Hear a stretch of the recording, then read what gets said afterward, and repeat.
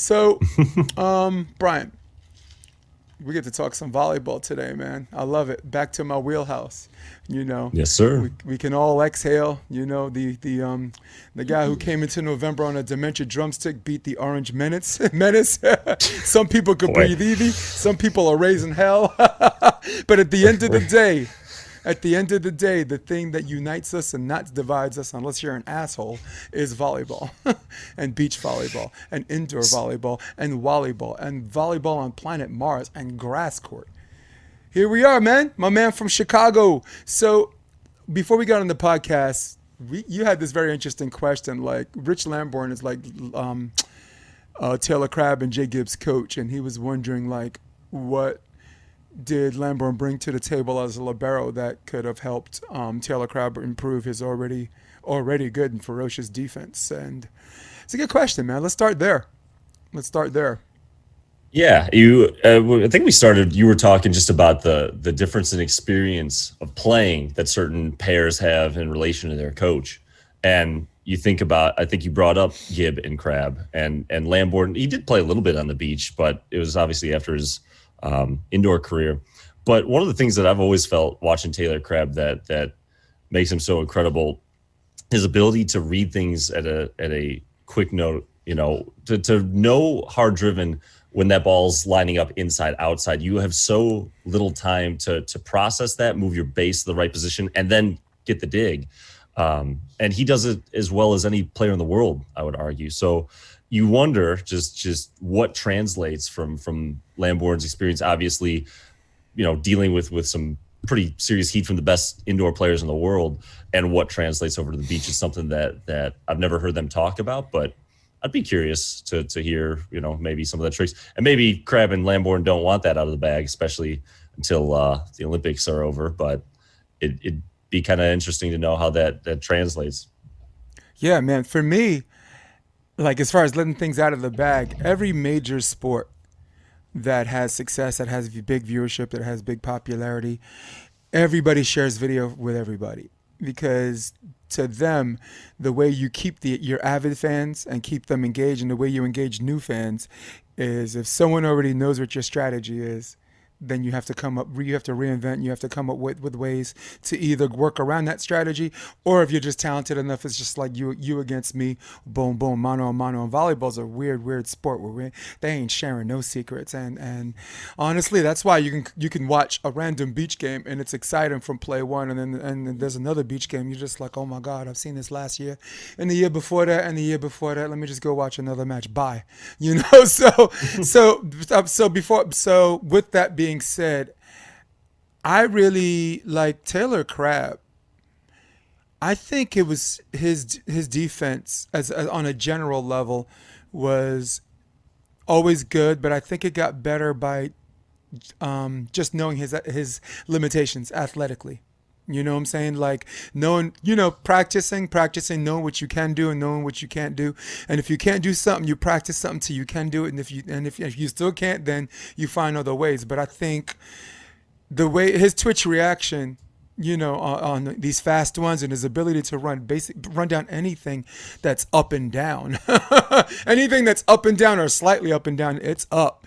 Has helped him improve, and I certainly don't think Rich Lamborn's gonna hurt any of that. I thought he was already a ferocious defender before Rich Lamborn came along, but there's this level up thing where people outside the United States are saying Taylor Crabb on the FIVB scene. Oh, best defender Taylor Crabb. So now he's got global recognition because of the work he put in. So Yeah, what were you? he's Yeah, it's just, I think about that clip. I don't know if you saw it a couple months back where Gibb posted it, and they're playing Lucena and Dahlhauser options the ball and absolutely unloads on it from right to left, and Taylor dives into it, and Gibb said he's like, this is might be the best dig I've ever seen in my entire life, yeah. It looked like a because you knew he was shoestring going to dig, dude. unload. Yeah. But if you've watched enough of his matches, it's not he's guessing, it's not luck. Like, he has a very good ability. It there's not a lot of time for it, but you see that ball drop. I think of Schoonover. I don't know if you Travis. Travis, yeah. He was one of the first defenders that I really watched in person when I was traveling with the NVL a little bit.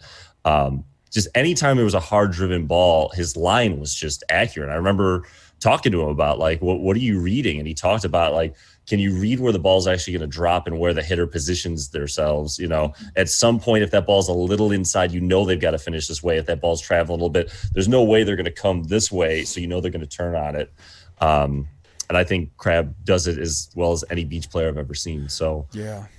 Again, he was a good defender. To your point beforehand, you just wonder again what defensive drills might Lamborn have from indoor that maybe people that have been beach their whole career.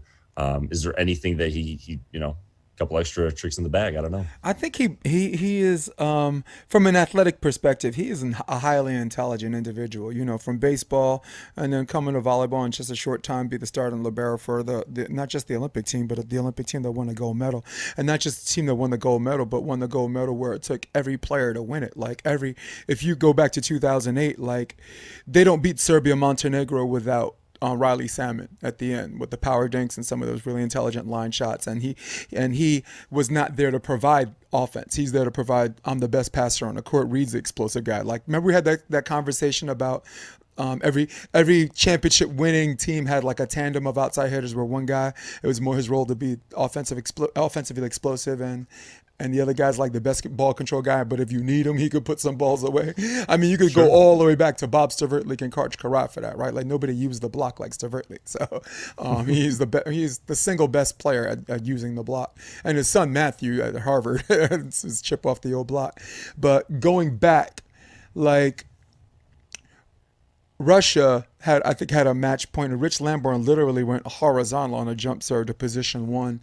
One armed like a pass right to the target, which the USA converted. But he don't get that. That's a wrap, you know. So, and he just gets it from an athletic perspective. I don't know his academia and this and that and how good he was in the classroom and all that stuff, but he seems like one of those crush it alpha males, you know. When you see him, you see the haircut, you're like, oh my God, Jersey sure is calling, man, you know. But then you see how he works, you see the people he surrounds himself, you see the level of success he has, and hey, maybe we'll just get him on the show and ask him, you know. I think about that '08 team and living in the Chicagoland area. We were really lucky that most of the time when the World League came to the States, they picked 3 locations. And Hoffman Estates has the Sears Center, which is about 5,000 seats. And it was always a good location for them, especially because, unfortunately for the Americans, you know, Poland was always a great draw because all of the people that came over from Poland that were in Chicago would flood the place. I mean, it was always an away match because you had all these cheers. You had it with Bulgaria was just, I think the statistic was there's 150,000 immigrants from Bulgaria in the United States, and half of them are in Chicago. So wow, dude. Going back to that '08, I forgot who they played in '08. It might have been Italy. But what I remember of that team with Sam and Pretty and Millar, Lee Ball, Stanley, and the poise on that court, you know, on top of just how good they were, just so steady between every point, no matter what that crowd did, everyone was coming to the middle. And that '08, they came to town a couple months before the Olympics, and you kind of saw. Yeah. Well, they won World League. That look. If you remember, they won World League. Right. I think. 8 days before the Olympics? Because I think the finals finished. They beat Brazil, right? And I think in Brazil, no. Yep. Yeah. So as years went on, there's a lot. I wouldn't even say the talent was necessarily weaker, but you just saw when that leadership had retired and that next wave had come in. It just, you know, understandable. You know, those guys, you know, Reed had to do 3 Olympics before he kind of got to that point to have that captain, you know, leadership. You can just see that it's been a building process, and we're definitely getting closer. You know, we've had a lot of success the last couple of years, but that '08 team, I will always remember getting to watch them that year, just before the Olympics, and you know, aside from the incredible talent and watching Stanley just absolutely bomb jump serves, you know, that's a team you could show and just say, hey, even just looking between the plays and how they conduct themselves, it was those guys knew what it took to be the greatest, and they got a gold medal to show for it. I think your camera's moving back and forth on me for some reason. I don't know why, but Is it my phone? It could be my lighting, and I apologize for that. no, it's actually just literally moving back and forth like towards you and away from you. But that's all right. Listen, your audio is beautiful. You got that man voice, that podcast worthy voice. I think with the U.S. team, timing was everything too. It happened to be a time where like the coaching staff challenged Reed Pretty to be a better serve receiver, even though his role was more on the explosive end. They players started playing overseas instead of just training in Colorado. They wanted to, and I guess in pursuant to making a living out of this, I think Reed Pretty, Clay Stanley, and Lloyd Ball playing in Russia and their professional league at that time. Russia had the Zenith yeah. Kazan. Yeah, Russia had the at that time Russia had the best professional league. It's basically goes by decades. It's Italy, then Russia, then Italy again. So it was so important to have international experience because I always tell my friends, for every one tall white guy we got that can jump and wow, he gets off the ground, wow, he hits hard, oh wow, he's unstoppable. Like the people on the world scene have like 8 guys like that. They have guys that are taller than Clay Stanley, that hit harder than Clay Stanley, and that can receive serve. You got middles that can be primary passers. So playing overseas and mixing it up with those guys and just getting thick skin, and Clay Stanley realizing that outside hitters get a lot of kills. I mean, oppos get a lot of kills, but they get blocked a lot, right? You accept that that's the life of a gangster, and you just keep swinging it out until you find your way. When you talked about Clay Stanley, I was talking to you about players that what did I say, that came through to win certain games. I thought Clay Stanley won the Brazil game. The gold medal match, right? The gold medal match is where I thought he shined the most. Yeah. Clay Stanley is what did I say? Riley Salmon won Serbia Montenegro. David Lee against Russia, very big at the end, down by 1 point, got a 1-ball kill block, and then there was an absolute chuck on a back set by the Russians. No one called, and then David Lee got another kill, match point, and then blocked their oppo for the game. So they were. It's so cool because, like you said, it was timing was everything, and their poise. Their ability to know that great systems beat great players, and their ability to be high but not too high, because we had this discussion on previous episodes about big waves crashing. Yeah, big up, man. Big up to Lamborn. Big up to the U.S. national team. Clay Stanley, where did he play? You interviewed Millar not that long ago. Yeah, Millar is awesome. Well, yeah, Millar. I mean, I'm a fan of the sport more than I'm a fan of players, But with that being said, you can't help yourself. So there's a player here. I'm a fan. I follow that guy. I'm a fan. I follow that guy. So I mean, I was fortunate enough to interview someone that I do follow, and I had a ton of questions about Athens, the one where they didn't win it, and what really happened out there. If you remember, 15 up, Game 5 against Athens in Greece, someone blew, and the crowd blew a whistle, and the Greeks stopped playing, but. You know who didn't stop playing? Millar on the quick set. Yeah, pa-pam, not my problem, Right. So, yeah, but it was also a match, if people remember, and maybe I'm too old, it was a match where they were down 20-12. Yeah. Set 4, down 2-1 against Barnett Greece. Went off. Against Greece in Athens. In Greece. Yeah. Yep. Benching Lloyd Ball, put in Suja. Maybe, hey, let's give the kid some playing time. He's going to be around for next Olympics. And what did they do, man? They came back. Kevin Barnett got some pretty timely kills. Got some, didn't he? Yeah. He caught fire, man. That's anyone that's listening that's never seen that, look up that clip from when we were down 2012 in Game 4. It's I haven't watched that probably in almost 10 years, but that's a wrap. Remember, yeah, it was such a good example of the beauty of our sport is we don't have a clock. So as bad as things can be, you get that one play and turn it around. And it's always that excitement of like, okay, you make a 2 or 3 point run, you start feeling that momentum. Maybe the other side starts getting tighter. That's what makes it fun. So that just to see that the highest level, like you said, in Athens against Greece, it was I can't imagine. That rush they felt after that final point. What the best victories are the ones that are the most uncertain, and to be on that stage with that score in that arena, what could you do to make it more dramatic than that? Maybe to make it a gold medal match, but at the end of the day, that's anytime you come back where the odds are against you, there's got to be some satisfaction. Yeah, well, that was a winner goes to the medal rounds, right? That was the quarterfinals. So, yeah, but against Greece in Athens, and it's weird because Greece had a pretty good professional league, and Ryan was like the head coach. He talked to the head coach, and he said this is probably the end of volleyball here as we, it's the beginning of the end. And 2 years later, like all the leagues folded and they don't really, exist anymore. They don't have a men's national team. I don't think they don't. I mean, Jeff Alzina was there. I don't know if he was building their beach team. They were thinking more towards 2008, and he actually helped build their beach team in 2004 because you're the host, right? So you have an automatic bid if you're the host. So let's make it happen if we can. So. Yeah, but but one of the questions I had with him was, did he hear the whistle, and just play, or did he not? And he was like, dude, it was so loud. He didn't hear anything except volleyball, right? Because it was so, I mean, I guess besides being an elite athlete sometimes, and you've played, but you're a former player too. I've always had this thing where like Kevin Costner from For the Love of the Game, you turn this mechanism on where you could see people, but you can't hear them.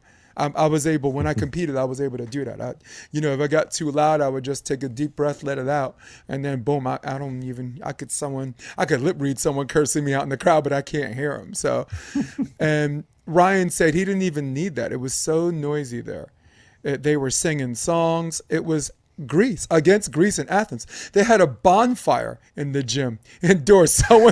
Someone lit up or whatever, and they were having a bonfire. And I mean, it was just this crazy environment where you're like, fire codes are a little different overseas, huh? Yeah. And it's like, dude, I mean, if we're there, I'm just like, Brian, there's a fire, and you're like, dude, just concentrate. We're in the middle of a match, dude. You'd have to be the one to bring me back. Remind me, where did Clay Stanley play? I wonder. Oof, I mean, I know he's from Hawaii. Was he? I don't know. I was 23. I was just starting. I didn't really watch high level ball till 20. So I know he's from Hawaii originally, right? But where'd he play his college ball? Oh no, we're gonna figure that out as we go.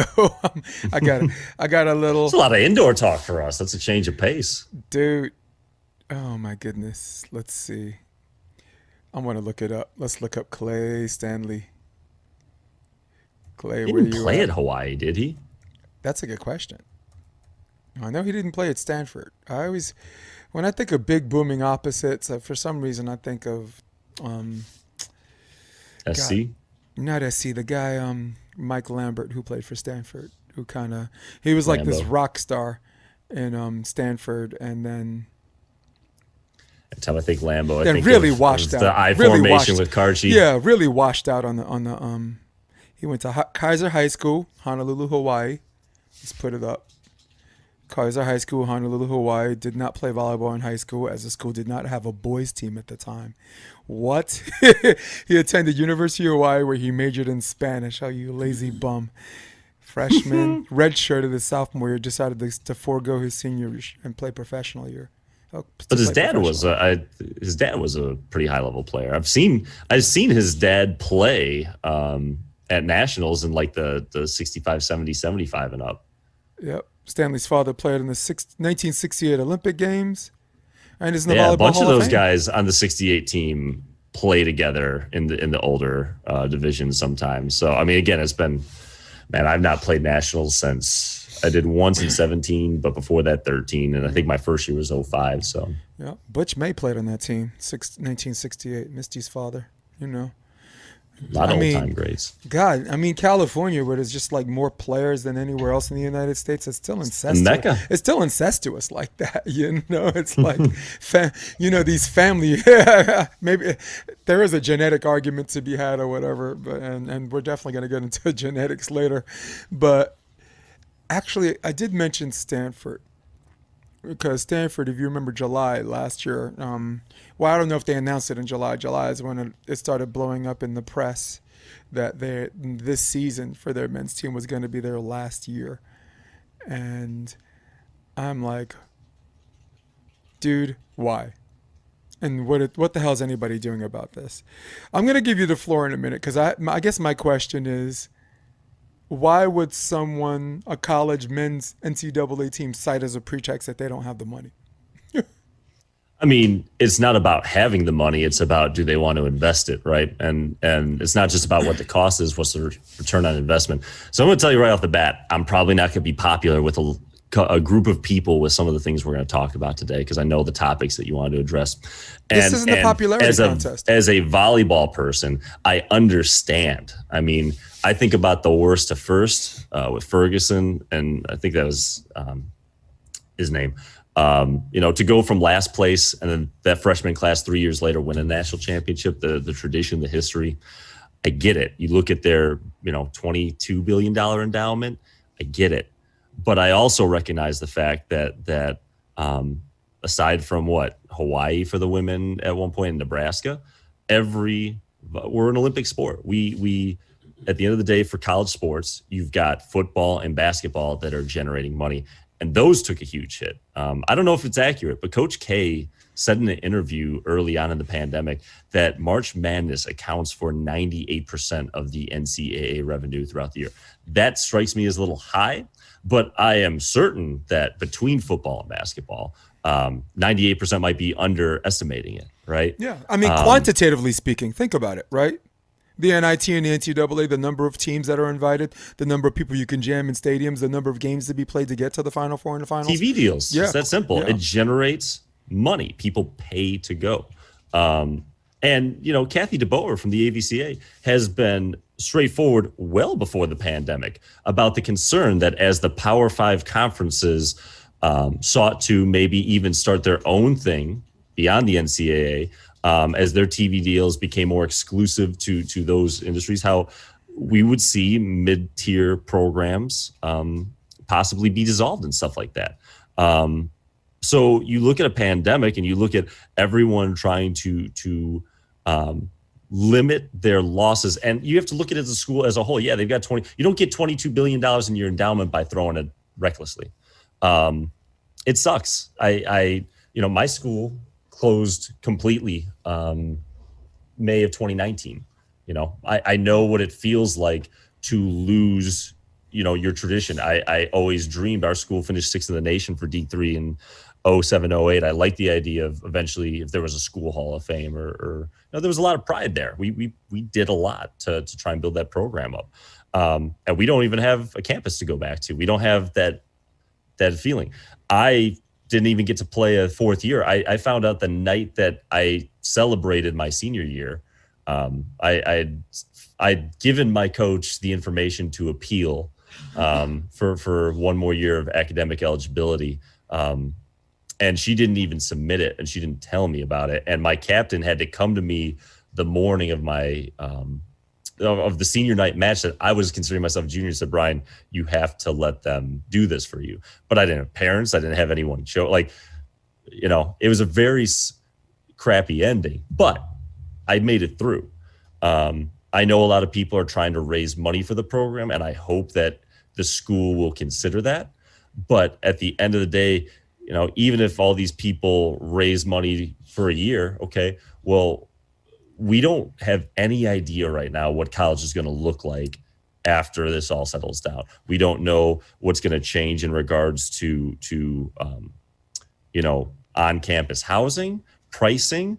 A lot of people are starting to question college in general. I'm not saying that's the norm, but I just think it's very up in the air on how colleges are going to respond once things settle down and the money they've already lost and where they're going to cut it. And I think Stanford, for all of us, should be an example that no one's really safe. I'm not afraid of it, but at the end of the day, we're about to realize the fact that our sport, for whatever reason we want to talk about, and that's another thing, we have not found a way to promote the sport in a manner where it's generating funds at the college level, so that these people that may not have the same connection you and I have to these volleyball programs, when they've got to decide whether we cut it or whether we keep it, feel that it's a good investment for the university as a whole.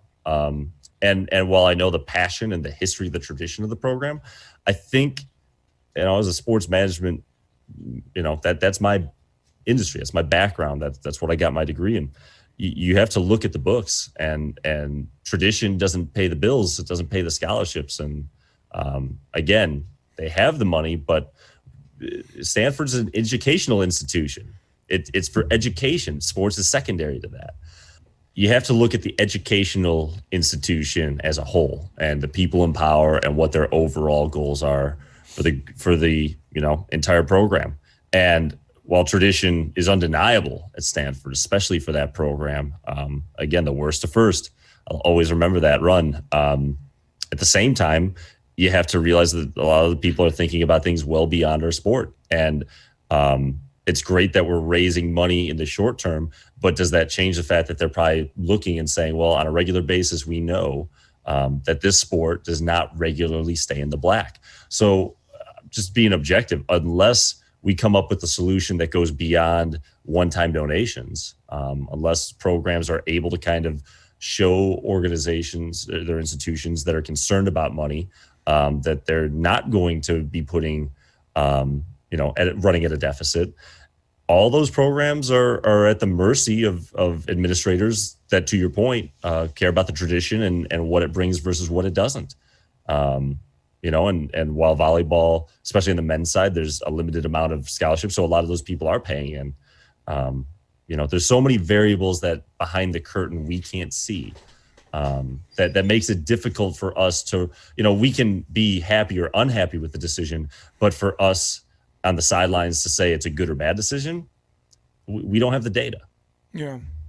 Well, for me, the sad thing is, you are right that there's a whole bunch of things behind the curtain that we can't see, and I don't disagree with that, but I for many people I do disagree with, just because there's a lot we don't see does not automatically mean that just because I don't understand how a steak is made doesn't mean I know nothing about steak, right? I don't need to be a chef to know what tastes like liver and what tastes like steak. And right now, I'm tasting liver, Mr. McDermand. Okay, by our own admission, NCAA men's volleyball is the bastard child of NCAA sports. Okay, they only offer 4.5 scholarships, which was awesome back in the 90s when you had like an 11-person or 12-person roster. Right, you could give a full ride, or you could just go 3 full, 3 partial, or whatever. But slicing that pie up with these rosters that have as many as 18 people, UCLA had 22 people on their roster. Nonsense. Volleyball has been paying their way most of the way. And you have a school like Stanford that only rivals. Hold on. When you have a school like Stanford that only Harvard rivals the most sports, probably, it's inexcusable to have a sport that never brought money in to the school in the first place to say we're cutting it because we don't have money. So let me ask you in regards to Stanford, UCLA, Harvard, the three you said. If they cut this program, those 17 or 18 roster spots, those people that were paying for their own way, but now are not going there, are you telling me that school with that prestige isn't going to fill that with another academic student? Is it genuinely bringing people in? I went to Newberry College. Right. Yeah. And I would have never gone to Newberry College unless I played volleyball. Right. Mm-hmm. But Newberry was not, there's a reason we shut down. There was not, the supply exceeded the demand. There wasn't a lot of demand for a school like that. The staff was fantastic. I love that school, but it didn't have the same reputation. Stanford is never going to be hurting for applicants and people willing to pay to go there. So I'm not disagreeing that there are people that go to UCLA, that go to Stanford, that go to Harvard, that play on those teams, and their tuition comes with it. Mm-hmm. But I will respectfully disagree about the idea that by cutting those programs, that those schools are going to lose out on those tuitions and enrollments, because they're going to get it with academic schools. I'm not talking about losing those students. Okay. I mean, if I were going to talk about losing students, I'd be contradicting myself, because the dumb jock is more of a myth when it comes to college sports than it is a reality. I mean, I don't know what the hell they were doing back in the 70s and the 80s, where you got guys that are playing college basketball that couldn't even read a book. But but that doesn't pass anybody's sniff test now, it's particularly with men's volleyball. I did my own little personal study just with CUNYAC men's teams, Division III or whatever, and with Harvard. And if you look at the banquets where they hand out awards for cumulative team GPAs, men's volleyball ranks in the top 5 in almost every single school. All right, Absolutely. And putting more money in doesn't mean you're recruiting a dumb athlete and we let him go through. Sherman was a 3.9 at Stanford. Andrew Luck, don't even get me started because he didn't study swimming pool maintenance. That dude was trying to be some kind of crazy engineer. So I don't buy that either. I mean, are the good students going to come there either as well? But how many times does someone jam a stadium with 10,000 people to watch a chemistry experiment? You know, it is just like the arts. What the hell does the arts bring to the school? What kind of money does that do? No, it's there for the same reason that sports is there. It's there for community, it's there for unity, and it's there for to teach people something, to teach people life other than just academics. Sorry, you're going to say something. Well, just to that point, I agree with you. But at the end of the day, like the elephant in the room we can't ignore is that with basketball and football, those create a community that create a profit. Mm-hmm. And while you can, get some decent crowds at Stanford, at the end of the day, when it comes to the travel, to playing their away matches, when it comes to staying where they stay, it's at a deficit. We're on the same page with that, right? They've always been at a deficit. That's right. That's my argument. They've always been at a deficit. And as far as traveling is concerned, they're the least travel team. To play Stanford, you have to be local, where they get their ass on a team bus and go there, or you come to them. They don't. The only full-time salary is the head coach. All the assistant coaching positions are volunteer assistants. As far as getting a net or painting courts and stuff like that, they're already set up, all right, because they already have poles for the women's team. They already have a net that's interchangeable from 7'4", 7'4" and 1/8 to 7'11" and 5/8. 4.5 scholarships on an 18-person roster. Trust me, that team, are they losing money? Yes, but losing money where it's breaking Stanford's bank? No, man, they're gonna have to miss. No one said it's breaking Stanford's bank, but I reiterate. That's what I'm saying. The people that are making the decisions aren't in this to say whether or not they feel can they sustain it or not. But that decision has always been there for them. They could use that decision every single year that Stanford has played volleyball, including the year they won the NCAA championship. So it's Harvard. I mean, all of these academic schools, the rationale why you can cut something is Hot 97 rhyme ready. Okay, it's always there when they need it. And to me, I don't know. I mean, if I'm owning a business and I got 11 employees and I need to make cuts, do I cut 5 employees that only make $30,000 each, or am I going to cut the guy who makes $255,000? But what does that person that makes $255,000 bring in? And that's the whole. Why do you think that these football coaches get paid the money they get? Because Saban, by winning those championships at Alabama, they could pay him $8 to $10 million a year, and what he brings and maintains for the tradition of that program, they're way in the black. I mean, you get the TV deals alone. We're talking billions of dollars. But football and basketball and college sports is not there to carry their own teams. They are there to carry the athletic program.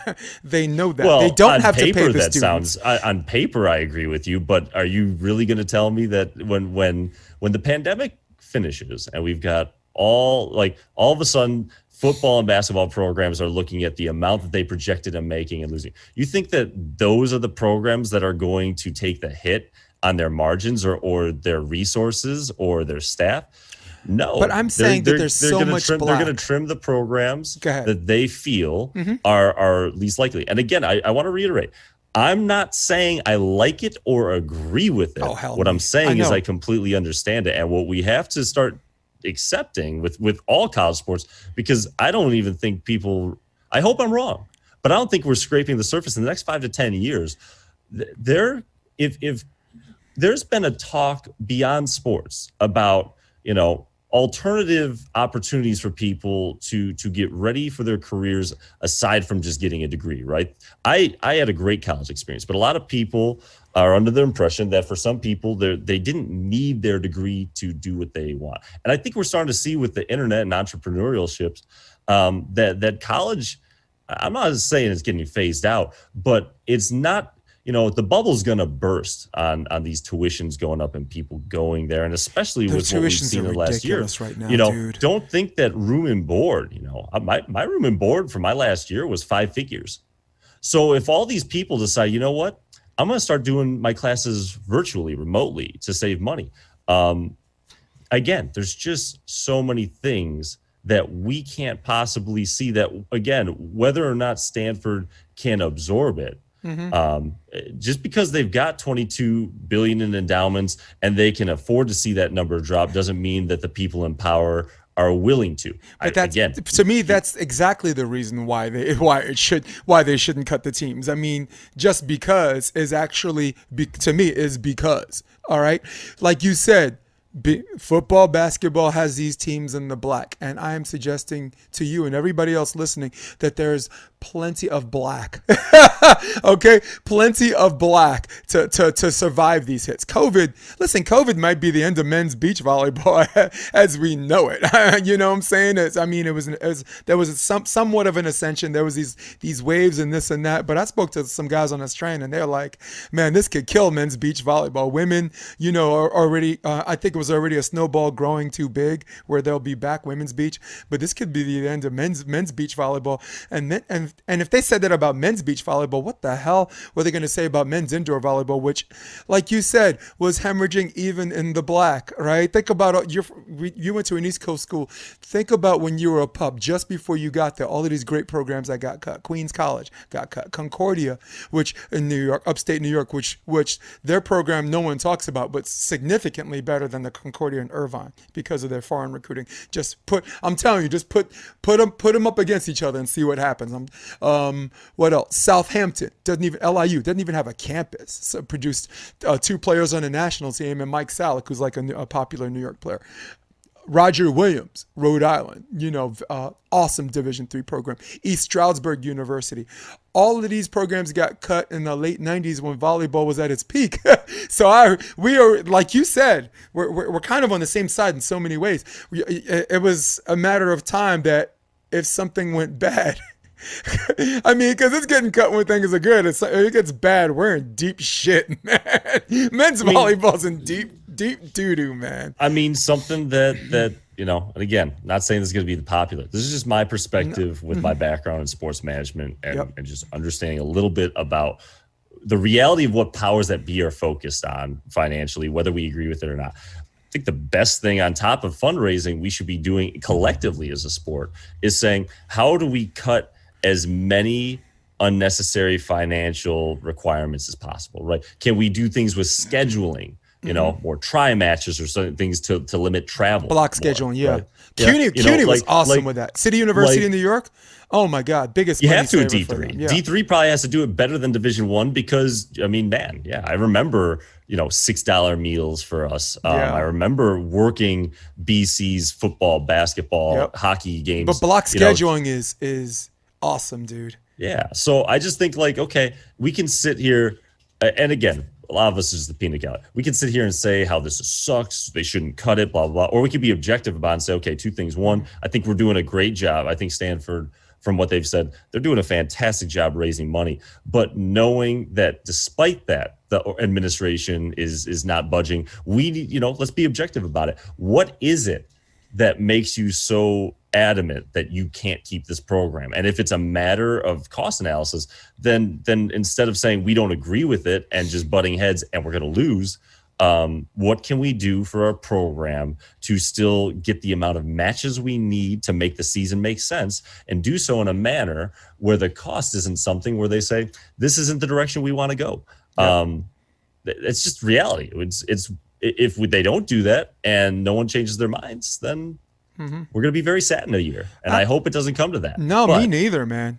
Listen, because again, college sports is very much like the arts. Money, unless it's football or basketball, money doesn't really have anything to do with it. What the hell does money have to do with college sports? What the hell does money have to do with the arts? Okay, you talked about cutting corners and this and that, like. Okay, we'll only pay a head coach. All the assistant coaches would be volunteer.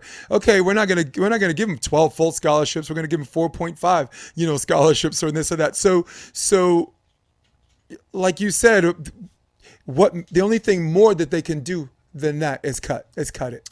or what can we do with our program to be more aggressive to get more butts in seats? You know, I mean, let's go full circle back to Beach. Yep. Like, you look at the crowds in 80s and 90s, and a lot of it is just because drinking was a lot more acceptable back then. And so it was more of a party versus just a sport. But on top of that, Sinjin was such an aggressive promoter everywhere he went, anywhere he could talk, to get local people to want to show up and pay for merchandise and pay for Pat Powers used to talk about those trucks that would come in with apparel and people would line up and it would be sold out by the end of it, right? It's true.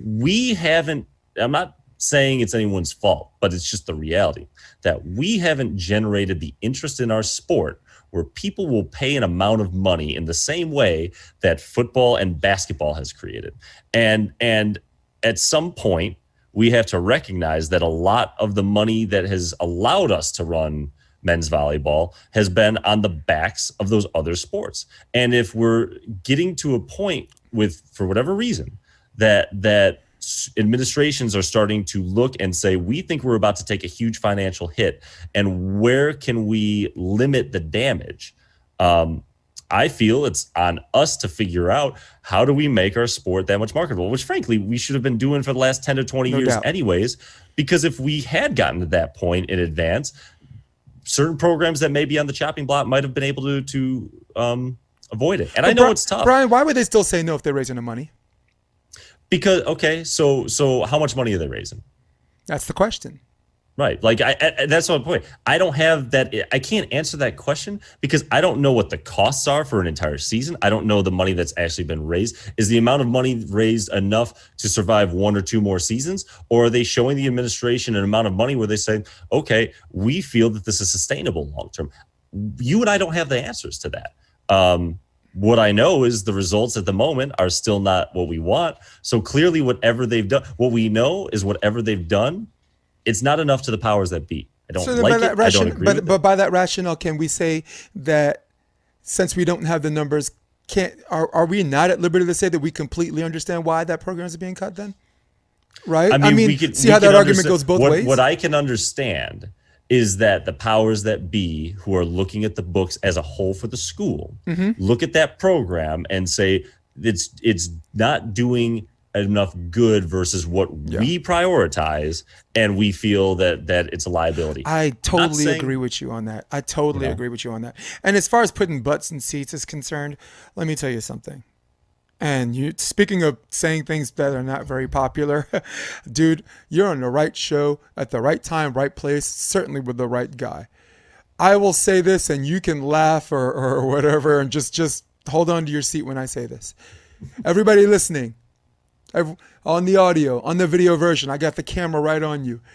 If more people are coming to the CUNY, City University, New York semifinals and finals, if that place is jamming the arena more than the MPSF, it's the problem. The MPSF, Mountain Pacific Sports Volleyball, whatever. If more people are coming to watch Baruch play Hunter for the 16th time in 18 years, then they are coming to watch USC play Pepperdine. Division One versus Division Three programs, Division One programs. You have an argument, Bryan. As far as butts and seats is concerned, you have an argument, dude. NECVA, even back then, NECVA, when you made the NECVA finals against Vassar, one of the most crowded, it was bleachers and it was standing room, and then people were standing on chairs. People were piggyback riding on top. And it wasn't even a finals. It was Nazareth. It was Newberry against Nazareth. Yeah, Nazareth. I've never seen an indoor I mean, look, you have sportsplex that have seats that can accommodate hundreds and hundreds of people. Nekva, I think, who was the host? Ramapo, right? Yeah, it's in New Jersey. It was. I never seen an indoor event like that, and I'm like, why is Nekva jamming more people? Forget butts in seats, Well, butts on their feet, butts on shoulders than the MPSF finals is. I'm gonna be objective. As much as I'd love to say, yeah, it was because the interest. Well, when you get 16 teams in one building for one, single elimination winner take all tournament, a lot of those seats were people that were participating, families of people that were participating. But Yeah. what kept them there versus going to eat somewhere else and not participating and watching was there was a storyline. Every single person that was in that gym, right, was connected. Whether it was, I'm watching people that just beat us, I want to see if they're going to make it. I'm watching the teams that we might play after, right? Maybe, I was literally on Volley Talk interviewing guys, Joe Trinzi from Stevens, the Elms Yeah. guys. I Yep. would talk to them. I interviewed 5 or 6 people and posted on Volley Talk, and I asked everyone, like, who's your underdog? Who's your team to watch? Who's your player to watch, right? So, like, we in our own community built this network of storylines and relationships. And with basketball and football, I think part of the allure is they've got pro leagues where there's like the drafts, right? So I'm not even a huge football or basketball college fan, but I can name certain players and storylines because it dominates, right? And then people get interested in it. And something that we need to be able to do is make these people more recognizable. We need people to not go because they want to watch good volleyball. We need people to want to go and have that energy of we're watching this team versus that team. And every point you feel that crowd go up or down with the results. I mean, we've talked about that with AVP. That's one of the challenges is, Chicago always gets good numbers, Yeah. but you don't feel that energy of like the crowd is rooting for one team versus the other. They don't identify with the villain and the victor, right? Yeah. And so you don't, and that's one of the, like, I think some of the most exciting volleyball events I've ever been to. By far, the one common trait they all have is whoever that crowd is, even if it's only 500 to 1,000 people, you can tell that there's a dog that they're rooting for. And you could feel that excitement with every single point on who wins and loses. And I don't think that we've built that. Maybe you've done it in our small communities. Some schools do it better than others. I think Lewis does a fantastic job of, one thing, the coaches at Lewis, their daughter was prematurely born. And they started and she's doing great now. And they've started a foundation in her name and they've done events at for matches that are for the Ray Strong Foundation. And I think that's like finding ways to get involved with the community and then tie it into your athletic program. They have people that have been in the stands that have connected with the Lewis program that had no interest in volleyball, but they were able to bring something that people were able to connect with. And I think that is kind of that's the challenge for all of us as we go forward is we got to stop depending on those revenue sports. And if we don't like it, and we don't like the way the administration says, then it's on, hey, a lot of people don't like when they don't get to start. Well, Yeah. what are you going to do to earn your playing time? It's true. There where was we're a boom period for men's volleyball in the early 90s. I mean, like University of Hawaii was in the semifinals. I mean, that was a basketball crowd. But it's got to be every Penn match. State, It's got Penn to we've State. got to make it a must. It doesn't have to be everyone at the But school. or at least the playoffs. I mean, if not every match, at least the playoffs. I mean, you were right on every point except for people being at Negva's after they lost or whatever, because that was a 3-day tournament, and a lot of those people, it's single elimination. A lot of those people were already gone, and the people that chose to come back, like you said, took the journey. So I definitely give you points on hammering in that point. I would also suggest to you, and a lot of people don't want to hear this, is a lot of the people that they enlist to run Division I sports and the AVP or whatever are people who think that their star power alone is going to generate the fan interest and attendance. And unfortunately for them, their star power does not transcend 2 generations. It barely transcended 1 generation, and it's certainly not going to transcend 2 generations. Like you're talking about St. John, you're talking about Stokeless, right? I'm a club coach for beach volleyball. Yeah, out of the 18 girls, I was at in the summer. Out of the 18 girls, how many of them knew who St. John Smith was? How many of them knew who Randy Stokely was? One, two. Okay. I'm wrong. 5 of them did. That's 5 out of 18. Even if I'm wrong, I'm still wrong. I take I'm the still I take wrong. the And under. I'm still wrong and make my point. You know. So Sure. it's about, like you said, enlisting the right people. That well, I guess from a business perspective, enlisting the right people who are good at marketing and promoting the sport and finding ways to put butts in seats. But I think personalities like, I don't know if you know who Rob Sparrow is, man. I would have that guy commentating at every single game. I mean, anyone that's listened to him is being like, I wonder when the next game is, because he takes you on his journey. Kevin Barnett is an indoor king. At Kevin Barnett, a lot of times I'll watch an international game, and if it's not him, I'll just watch it on mute or whatever. You know, I mean, I've been teasing this guy. It's been like crap on Kevin Barnett every month as far as his commentary on beach volleyball. But my resolution is to put some respect on that man's name, because I thought I crapped on him too much last year. But personalities like that. Maybe I'll even go so far as to say me. I called all of Pepperdine's home games, and someone taps me on the shoulder. Hey, my friends are listening from in Wisconsin. You know what I'm saying? And they think you're awesome. You know, so start generating some of those things where just, oh, we're great. I sound like I'm crapping on people. We're great. Come and see me, and if you don't come see me, then you don't know what you're doing. You know, so there's a high level of arrogance with volleyball from 2 generations ago, where y'all need to. And I'm speaking as a 50-year-old, someone that was not just some young guy crapping on old people. No, I was there. I saw. So you and me, we did see the waves. You know, and that wave was big, and I was like, man, when it crashes, I wonder who they're gonna blame. I wonder who they're gonna blame. Not if it crashes, when it crashes. So, sorry, what were you gonna say? But no, it's just, I think it's, if I had to be like, okay, you have to try and fix the situation. All I know is I would be trying to figure out who are our people we can market the most, right? What are the storylines? I want to build the storylines of when we've got a match coming up, who are the villains, the superstars on the other team, what their stories are, right?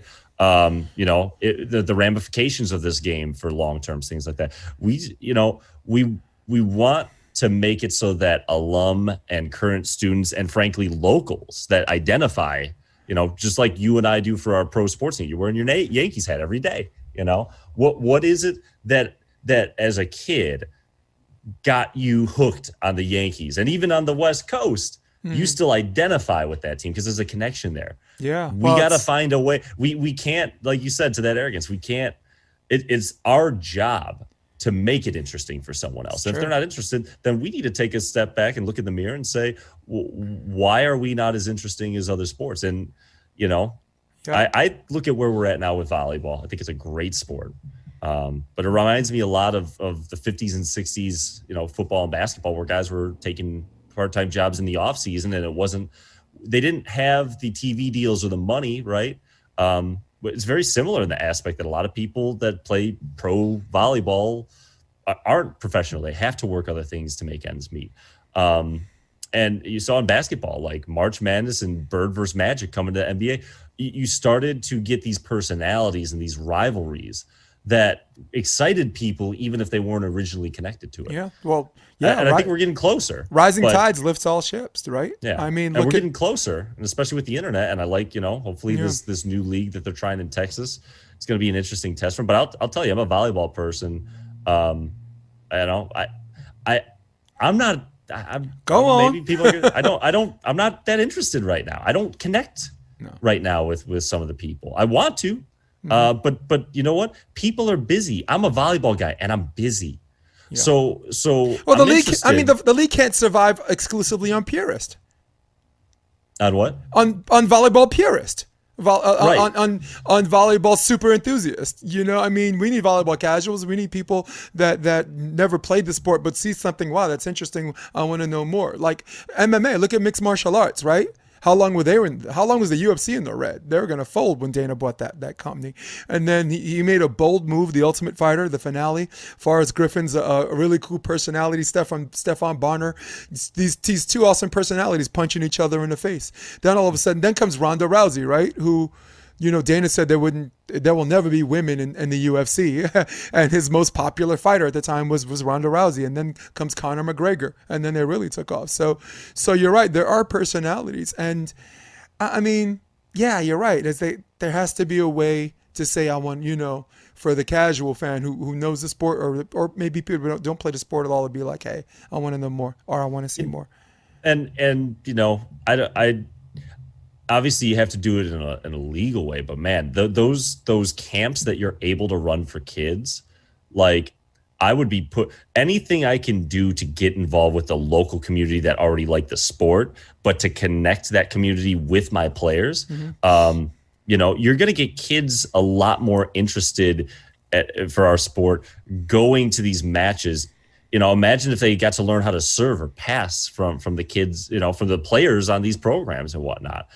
You got to obviously stay within the NCAA guidelines, but if I was going to start a D3 program, or if I was going to take a job in the area, the more that I can get involved in the juniors community, but like give my players personalities with them, the more opportunities you do that where you're coming to them.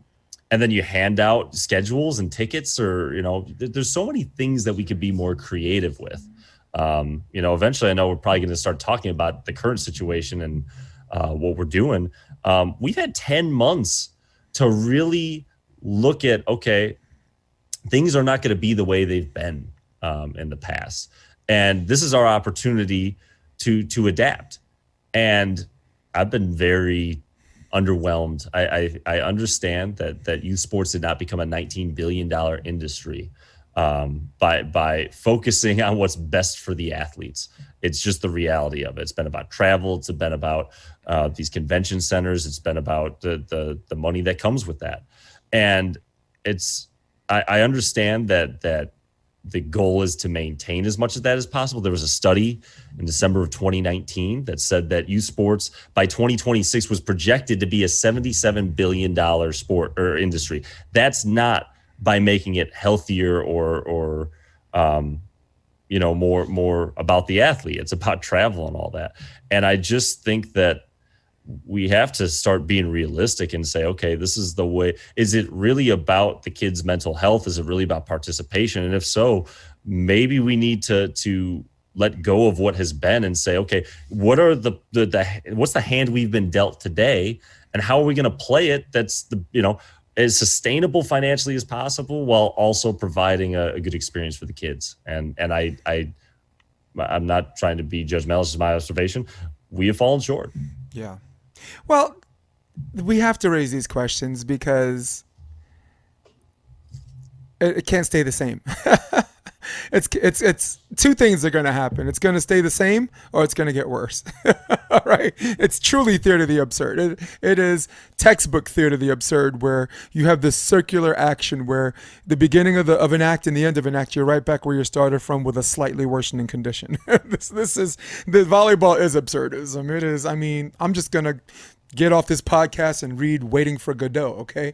But yeah, it's one of my favorite that's one of my favorite Beckett plays.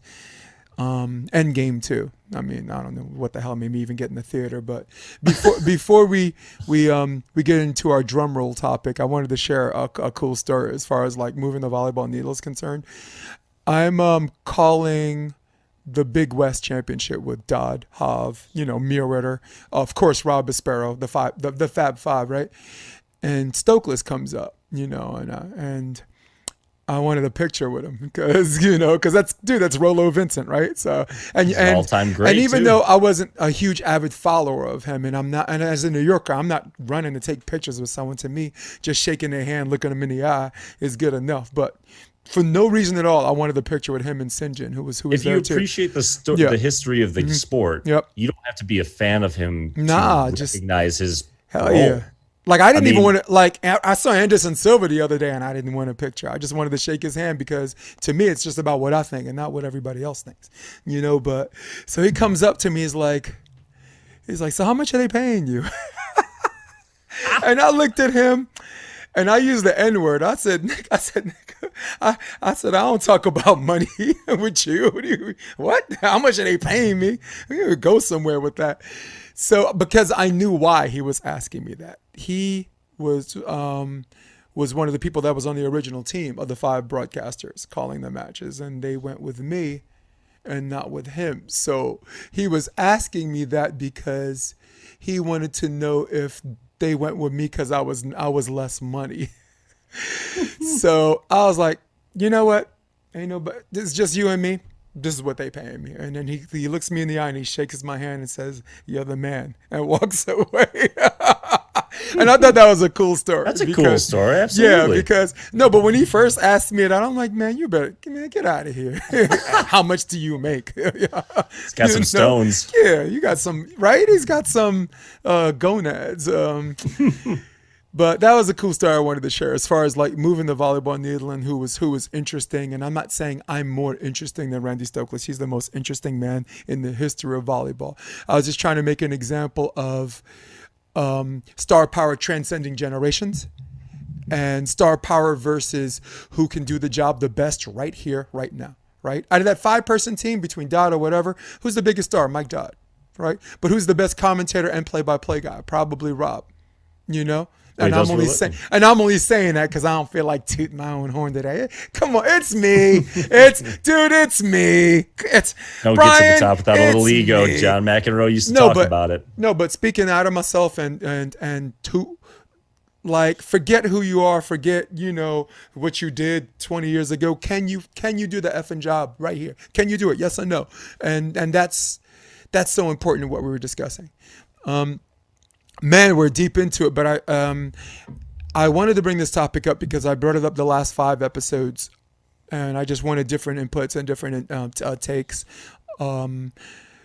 And it's basically transgender in sports. All right, I talked to Bree Scarborough about it. I talked to. Oh my God! I talked to Bree Scarborough about it. I talked to Rob Aspero about it. I talked to Wendy Jones, who's America's Power Mom. She has a son at Stanford and has a daughter at TCU and has another girl who's killing it, who's gonna play college volleyball as well. So she's the founder of the Optimist Journal. She's also a savage player, beach player herself. But for me, I wanted to talk to people who were specialists in the group in the field of transgender operations and surgeries and also the state of mind. Like some people are just maybe more transvestite than transgender, right? As far as plumbing is concerned and this and that. So I mean, people are gonna have to forgive my terminology, but I'm just a kid from Brooklyn. But because it's volleyball and because it's sports and because sports is our wheelhouse, we have every right to opine on this as much as the people who are on this are the science. But I did cover my bases because the bigger topic for transgender sports, and I'm gonna give you the floor in a minute, transgender in sports, the bigger topic is more men participating in women's sports who transfer in that respect than women who trans to men playing men's sports. So for me to talk more objectively about that, I made sure I wanted to talk to women about it, because the last thing we need to do is be a room full of guys talking about what's right to protect our women and what's not right to protect our women, and at the same time not talk to a woman. so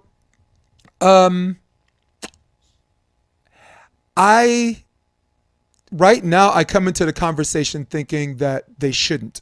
But as you know, and I'm very much like you, that my mind is ever changing, because when the facts change, my opinion does. So, and I just wanted your thoughts, because I can use volleyball as an example. There's a transgender athlete playing in women's pro league in Brazil right now. That's the only one in volleyball. Yeah, and there's that one I have witnessed that's actually. Yeah. There's a discussion to be had about that. And then there's mixed martial arts where there were 2 of them, where. So we're at 3. Yeah, they're like playing. I mean, a woman who transcends into a man, and within 8 months is in a woman's 135-pound division. Which is different than the starching current, chicks. I mean, which well, it's is a but combat that's sport. different than the current guidelines from what I've read. And I'm going to tell you right now, Please, what we're going to talk about is what is really important down the road. please go ahead. But I will say that I believe for high school sports with this new line that there has to be at least 1 year of a transition, and that studies show that typically after that full cycle of whatever you want to call it. Again, I'm a volleyball coach. That studies show that there is a different. This doesn't matter. Let's back up a step. The real issue that I've seen, the argument from the articles I've read is about basically injustice in competition. Is that what we're really debating? Let's take transgender. It's about, is this fair or not? Is there equal opportunities for people? Is transgender people joining taking away opportunities from high school girls? That's the argument, right?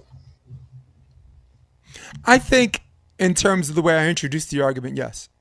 Okay, Because we're And I not think talking. that's We're not what I've talking been about witnessing. females transing. In men's sports. And that's what I've seen online on the side as I've sat and been a fly on the wall. Man, did this blow up on just coaches and trainers, understand. I'm coming from. I have worked in youth sports for the better part of 16 years, and I consider myself very focused on making sure that every single kid gets the same opportunity. Yep. So these people that are wasting their time, and forgive me, but I'm just going to say, I feel we're wasting our time talking about this. If that's really the core value of why we feel that the issue is that this is unfair. Well, I'd like all of you to come to me and let's have a conversation about the elite club that takes their 13-year-olds and lines them up on the wall by height, and the tallest 10 are on the ones team and gets high-level coaching, regardless of whether they can pick up a ball or not, if they've got 2 left feet or no thumbs.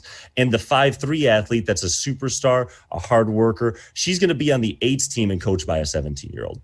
I'd like to talk about the fact that we've got a 3-hour class that really just talks about how not to get sued. Don't touch the kids. Don't be alone with the kids, liability, et cetera. And that's all it takes to be a club coach. And the disparity between the opportunities we give kids as young as 11, 12, 13, based on their natural ability, and how certain kids get certain opportunities for growth and others don't. And we're not even talking about the fact that we have made this sport, as we're now a billion-dollar industry, we don't give equal opportunity to all kids. So I'm going to sit here and tell you that in certain situations, I am sure that there are some people that are going to make that transition, and by playing female sports, there's going to be an argument to be made that you've got someone that genetically is playing at an advantage. I'm sure that's somewhere. But I've been doing this 16 years, and it's never happened. But all those other things I talked about, the kids that come to my program that were throwaways from other programs, who had coaches that wouldn't answer calls and emails for private lessons because they're not on the national program. If adults that are having these conversations, is it really about youth sports, or is it really about an uncomfortability with transgender and wanting to use youth sports to weaponize the uncomfortability with that? I'm just saying, if it's really about injustice, then I'm not going to say there might not be a case, but we're investing way too much time in the last month in the area that injustice really isn't an issue as a whole, while it's all around us at the juniors level. And that's where my frustration comes in with that conversation. Your frustration is a very strong argument in terms of juniors level. Okay, I mean, I gave you 3 samples, and you're counting upwards, and you're probably suggesting the sample size is so small it shouldn't even be a national argument. So take your argument right now, multiply it by 3, and I give you youth sports. All right, because all of the arguments that I was making was in terms of professional sports. I brought up the Brazilian player. I brought up Fallon Fox, who's the female or the transgender transgender athlete fighting in mixed martial arts, absolutely just starching girls. Looking variable though, you look at the record that she has one loss, and I'm like, wow, who's the alpha chick? Who's the alpha chick that decided she wasn't gonna lose today? So, but it's to me, I don't see the big argument in youth sports because the sample size is so small, where like. But that's where the Dude, you're not been even. on the national It shouldn't level. even be in that argument because to me, who the hell is gonna have a trans operation before they're even fully grown? Who's thinking about sex change when they're not even thinking about sex? I mean, so I'm just telling you, yeah.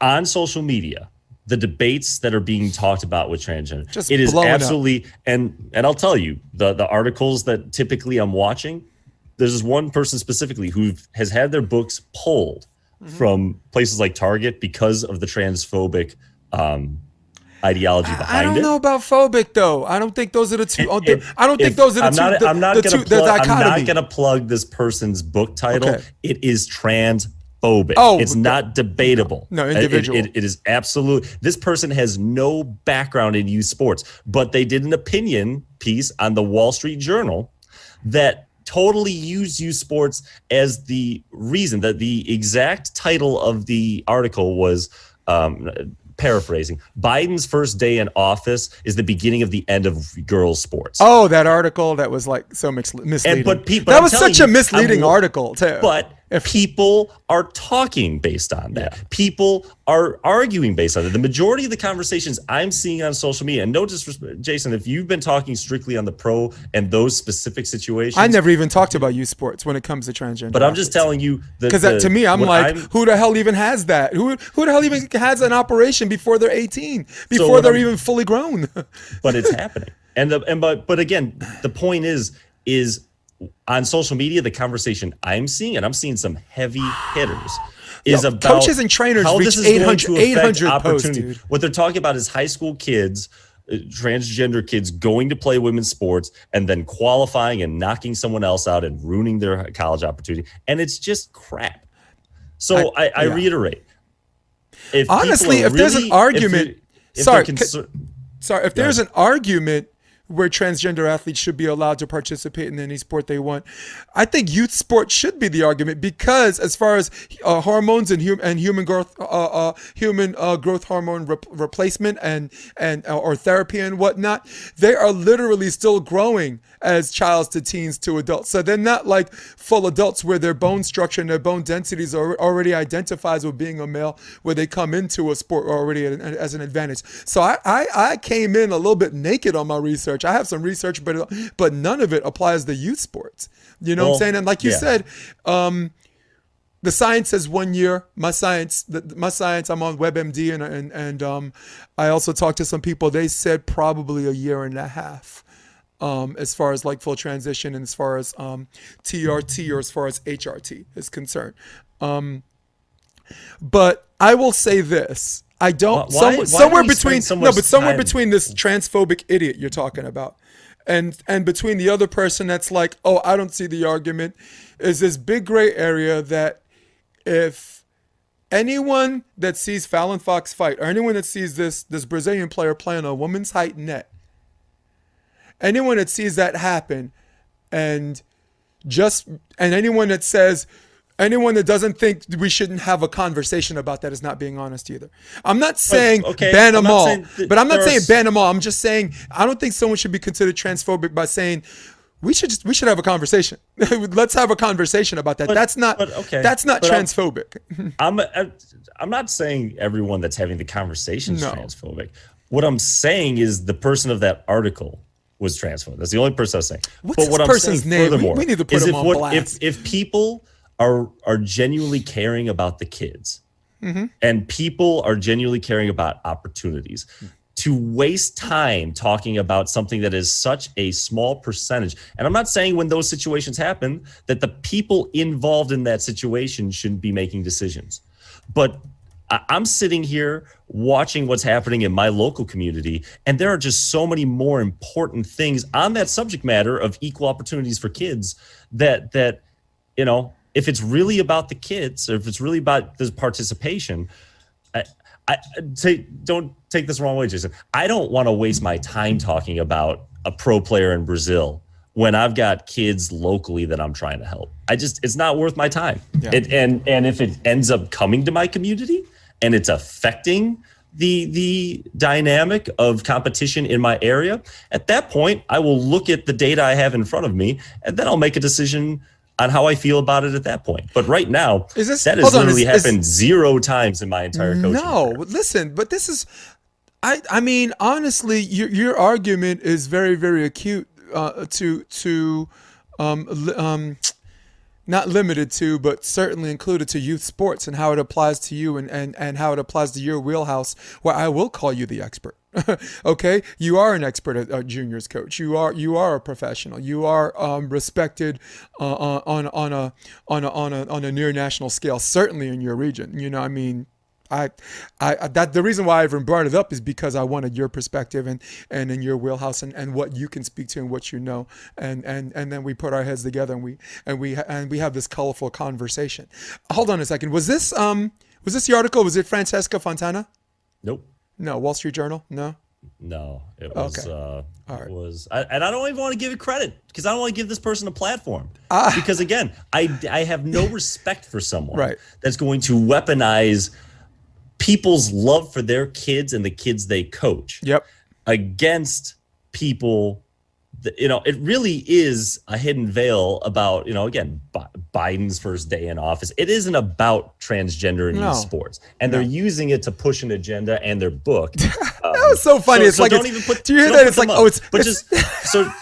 I just want to make this clear. And I apologize. Just Jason, for if what? you want to talk to me about my perspective about Brazil and this MMA thing, I don't care.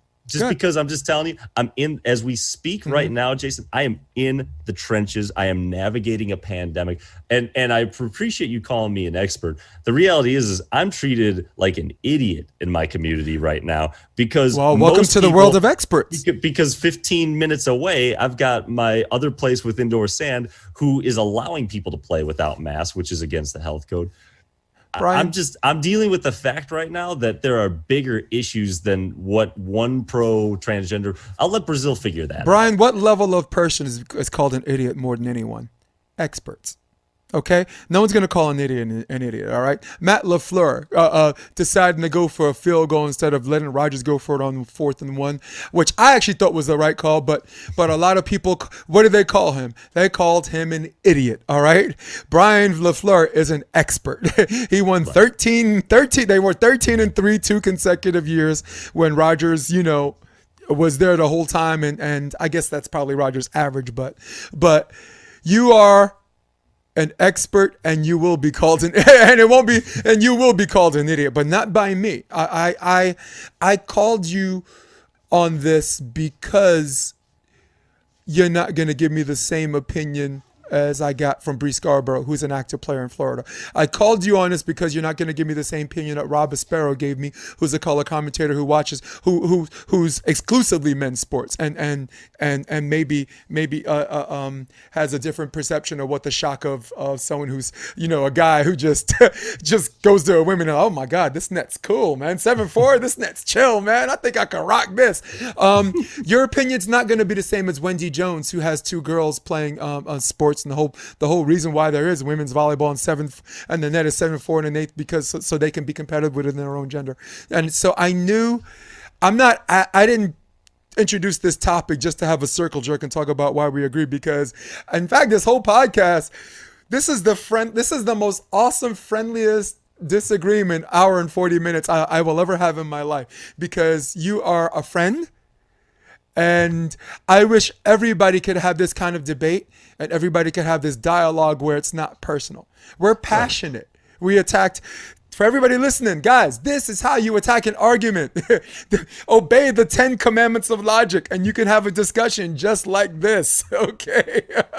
But very, very, very, very, very important topic to many people. And I like that you don't care. I like that you don't care. I am. Listen, I'm 50 years old. All right. I went through this whole homophobic thing. I grew up. When I say I grew up Christian, there's levels of Christian. All right, there's the there's the Catholic people, and there's the Southern gone at last, gone at last. Yes, my sins they're gone at last. And then there's black churches, Assemblies of God, Pentecostal church. People are dancing up and down the aisles, flipping. And if you don't know if you're going to heaven or hell, you going to hell. That's the church I grew up in. So I had to deal with homophobic behavior on my part that generated from nothing. Just by what I heard. Your experiences. Just by what I heard. No experience. Mentorship. No, but Absolutely. No experience with people who are gay. Just what I'm supposed to believe. No, but the experiences with the people that tell you their perception of it. Yeah. And those are people that as a child or young, you respect. Mm-hmm. So when they say it, why would you question it at the time? Because you don't know any different. No, and honestly, if you're raised a certain way, it's confusing. I'm like, and sure. I'm just mad at everybody. I'm like, damn, y'all spend the whole 80s and early 90s trying to show people it's not a big deal. And then when people are saying, okay, we agree it's not a big deal, now you coming back at me and saying, no, you're supposed to care. I'm like, wait, are you supposed to say I shouldn't care? Or are you supposed to say I shouldn't care? Which is it? So it's one of those things where I don't consider bad behavior experience. I don't consider fair experience. I consider experience. And the difference between this asshole that wrote the article and the difference between people who are opining on this with lack of understanding is come into these conversations with an open mind. Your mind can change. You can be enlightened. You can learn something you haven't, or you can be set in your ways because you're sure you're right, and maybe you are, or maybe you aren't. But bigotry is being set in your ways and being unflinching based on whatever. It's protected ignorance. Bigotry is stupidity. I mean, they should have the same meaning in the dictionary, to be totally honest. I mean, it goes beyond racism because you're just set in a certain way. And I wanted to use the example I had because, like, look at me now. Do you like to? I mean, anyone that's ever talked to me, do you think I give a shit if you're gay or not? you know, and like all of my friends who are homophobic, get over yourselves. Like a lot of my friends who are homophobic, they're like, just because the person's gay that they might like them. I'm like, no, nobody wants your raggedy ass. Look at that gay dude. He got muscles in places I don't even have places. He's not interested in you just because you're a guy. So there's so many colors that go to it, but to me, I concluded one way: you should care in a positive way. Or you shouldn't care at all. Just let everybody do whatever they want to do. Everybody else, leave everybody else alone.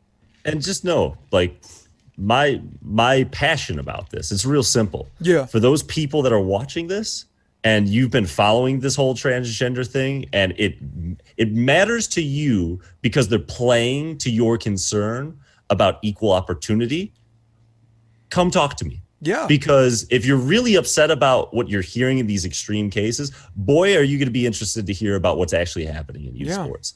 And I just feel like it's such an easy, people can read that article and then it's just an easy thing to just hop on board with. Yeah, this isn't fair. It's not fair. Well, if you're going to put your name on it and spend time talking about it, there's in real time in our communities right now, things that are far more damaging to young girls, in my opinion, that are far beyond that, and frankly, way easier to address. Yeah. As long as we as a community are willing to recognize it and say, can we do better? And man, as far as some of these past articles I read about coaches that can't keep their hands to themselves too, man. The only thing I got to say about that is don't get me started. I have a 4-year-old. I mean, after, like some of the things I was listening to Jason Olive a few months ago talk about, like expose some of these coaches who have a pattern of that the bigger problem. Mm-hmm. As far as list of bigger problems, this is on our probably on our radar. I'm like, my kid's never playing volleyball. I got a 4-year-old, man. I'm gonna go to jail. But that's a serious one too. But still, I mean, I'm not saying it. No, but as far as quantitatively, but I'm talking about the amount of kids, right, that when they are a certain physical attribute or they are put on a lower level team, the opportunities for growth or development they're given. Yep. We see it club to club, right? Where if you're on the ones team, don't tell me that the kid on the threes or fours team is getting the exact same opportunity for growth, right? And you have to be able to earn it. and I'm all for competition, but there are absolutely some of the most talented elite clubs in our area. Again, there's one specifically that lines the kids up at 13 by height. And that is how they choose their teams. And the difference between the top coach and the bottom coach, I mean, that to me is the injustice that I want to talk about. That to me is something that's more accurate and frankly should be addressed as a society. So I get, that's where my frustration comes in when I'm watching people talk about, we're just talking about crap. Like I get from it's fun philosophically to talk about what's happening with the Brazil pros. I understand that, with the MMA, there's a place and time for that conversation. But the people that are talking about it with the rallying cry of not losing opportunities for girls, allowing girls to not lose their spot to someone that does this, that passion, there's a much better place to put it right now. Yep. But no one's doing it. I agree. Nope. No, actually exactly the way you put it, and your argument is valid, and it's what you said, that's crap, right? Yeah, no, it's crap. Nobody's coming for your girl's spot. I came into the argument saying that it's disingenuous to saying it's not a conversation, but mine was more in a general level. You're speaking again, and I'm saying this the third time for people to hammer through people's thick, happy heads. You're speaking acutely to what's in your wheelhouse, and that's you were having conversations about specific situations where it was happening. Yeah, there's a discussion to be had for that, right? I'm just saying, the last week I've seen multiple conversations about this. Where we one got of bigger them with fish a to very fry. prominent former AVP player coach with hundreds of comments from other affluent people in our community talking about it. And it has been on the premise of how this is going to kill girls' sports. And I respectfully disagree with that. And again, for the people that are arguing about the opportunities, I just think it is. I'm curious on why this is going to ring their alarms when we can see things happening right now and we're staying quiet about it. Agreed. I think to support your argument, nobody's having a transgender operation to be a better competitor in sports. I mean, if you think about someone's intention in this and that, there's, it's a discussion, but like you said, in a world where we got bigger fish to fry, why does it garner this heightened magnitude of attention? Yeah, and let's make something clear. It is not a glory. It's much like coming out. It's a lot of people don't do that originally because it's not like they're going to get a warm welcome. I had a college coach that I was talking with about this, and she had concerns about so our guy's going to transition and then try and get a free scholarship. And I said a couple things. If someone is literally only changing their sex to get a competitive advantage in sports, which in my opinion happens 0 times. That's my opinion, right? If it's just about that, right? I mean, I like your numbers. my friend is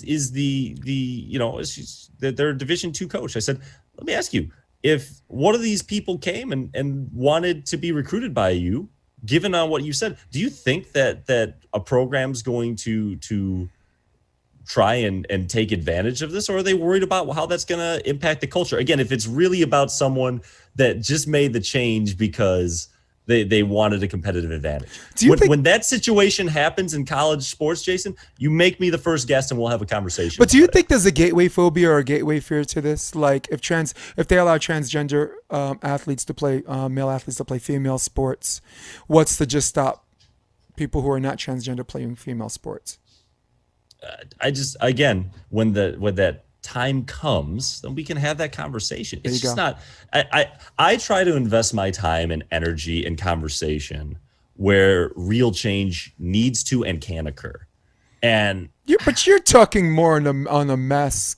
Like again, you're talking on a macro on level. A quantitative. But you're talking more on a quantitative level. The only reason why I brought it up is because, to me, honestly, at the end of the day, it's much ado about nothing, and at the same time, it can't not be a conversation. When you watch someone compete in an MMA match, 8 months out of their operation, and just bone density, basically still a guy, and broken faces, broken jaws, just whatever. How's that different for female athletes? Significantly different. And again, it's I'm not saying that person should be banned. I'm just saying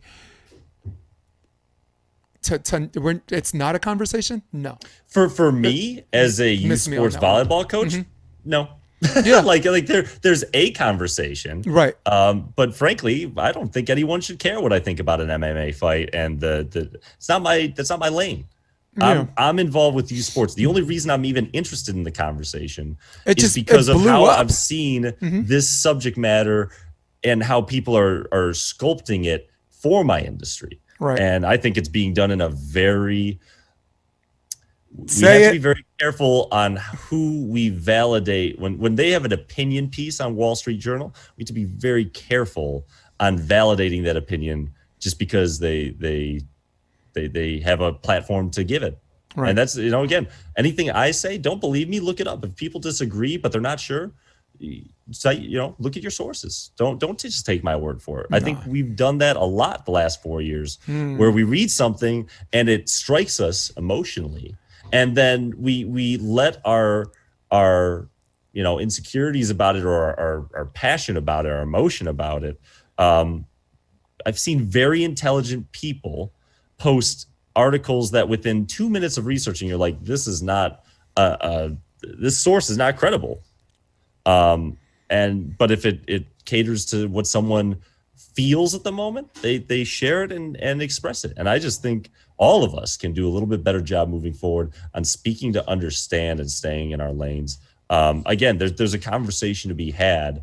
That was never necessarily my intent. My point is I'm a busy man. I come on here because I think you and I talk about things that do really matter in what you and I do on a day-to-day Your argument's activity. totally different because youth sports is not fan generated, right? Why should fans care about this? Why should fans care about that? Because what fans care about is important, because fans eventually keep these professional sports afloat. We just had this long, lurid discussion about men's volleyball or college volleyball and putting butts in seats. So caring about what someone thinks is more important not from your wheelhouse. You know what I'm saying? So I mean, are there bigger problems to have? But if fans are talking about it, then and maybe they should, maybe they shouldn't. It's not a conversation, Bryan. No, it is. I'm not an MMA guy, and I don't really follow the Brazilian pro leagues anymore. Of course not. So but at the same time, I'm not talking to the wrong guy about this. I'm talking to someone who has a different perspective about it, which again, just eye-opening. I'm coming out of this podcast different. I came in with an opinion because you're guys out there, you're a liar if you don't come into you're saying you come into a conversation unbiased and open. There's always a little bit of bias. We're not machines, answer. we're people. But I'm leaving this conversation with a different opinion because I had this conversation with you. And Bryan? here's the boring answer I'll give you I'll give you what you want. Here's my answer. I don't want no boring answer. You got the MMA situation. You want my take on it. Nope. I am sure there are journals, scientific journals, that talk about on one side why there shouldn't be transgender athletes playing for doing MMA for females. There are probably ones that say why they're able to, and what that person has to do, with whatever it is with. I don't understand the science of how that works, right? What I know is there are certain parameters that they say you have to do these type of hormone therapies for this amount of time, right? And I trust that the people in power for MMA will look at that data and make the decision that makes the most sense based on that data. 100%. That's my answer. It's not something that I feel my opinion without that information and without being honest, it's not worth my time to educate myself on all those things because it's not for me. Now, for a fan that wants to talk about it, I would say that as long as they're doing that research and they're making their arguments based on that, there's a conversation to be had. But we're definitely. I just haven't done my homework. But I love your opinion on MMA, and I value it, and I actually share your opinion. I co-sign on your opinion. Before we jump off this horse, educate me in how Title IX does Title IX have a correlation or a logical connection to this popular and unpopular conversation about transgender athletes in youth sports? Yeah. I can't answer that right now. I mean, Right. again, it's the numbers of people that are actually experiencing this. I'm not saying there aren't cases, right? Right. But I don't It's think like we're going to point see a zero wave zero of zero guys zero that are zero. like, Yeah. charge, let's go beat up on women on the court. Like, and I think if it was ever that extreme, that people like me will address it at that point, but it's Well, just not happening. well, So listen. The reason why it's small to you is because the person has not won. Who's a transgender athlete playing female sports hasn't won National Player of the Year yet. Right. I mean, if you think Right. this is like, if you think, look, I'm with you. As far as youth sports is concerned, it's much ado about nothing. But as far as crossing that bridge when we get there, if you think people are blowing this up unnecessarily now, wait till somebody wins Conference Player of the Year or National Player of the Year, or like a state or a national high school title, or professional. I mean, like you said, different wheelhouse. Whew, man. So if that gets you that fired up, Me? No. why is it? I'm just saying, whoever's wanting to talk about this because of that concern. Why are we not talking about the concerns that are actually occurring in real time today? That's what I don't understand. Is it just because it's fun to talk about, or do we actually want change? I'm here to talk about, like, how do we actually fix this? And I'm trying to do it myself. And I'm looking for people, other coaches and other administrators that share that same passion, that actually want to do something about it in real time. When you start seeing these transgender athletes. But as far as human behavior is concerned, you stumbled onto something bigger than transgender athletes and why people behave, or why people are so emotionally invested in something where someone's blood is boiling over it. Okay, let's talk about the other elephant in the room. We were in a ferocious, hotly contested 2020 election, right? We have people on the left and on the right, our friends, Ivy League educated people, intelligent people, that get angry, blood boiling. I mean, ready to throw hands over someone they never met in their life. Okay, someone. Maybe I use Trump as an example. Why are you ready to fight me over Trump? Why are you ready to get your ass kicked by me over Donald Trump, the guy who wouldn't piss on you if you caught fire? Why are you mad at me if I said Biden's approaching November on a dementia drumstick? The answer, which isn't an answer, it's not like a real answer to what your question is, as far as why we care. Why do we even care? It's human nature to get our blood boiling over things that we don't have any control over anyway. Well, it's crazy. Boy, it's insane.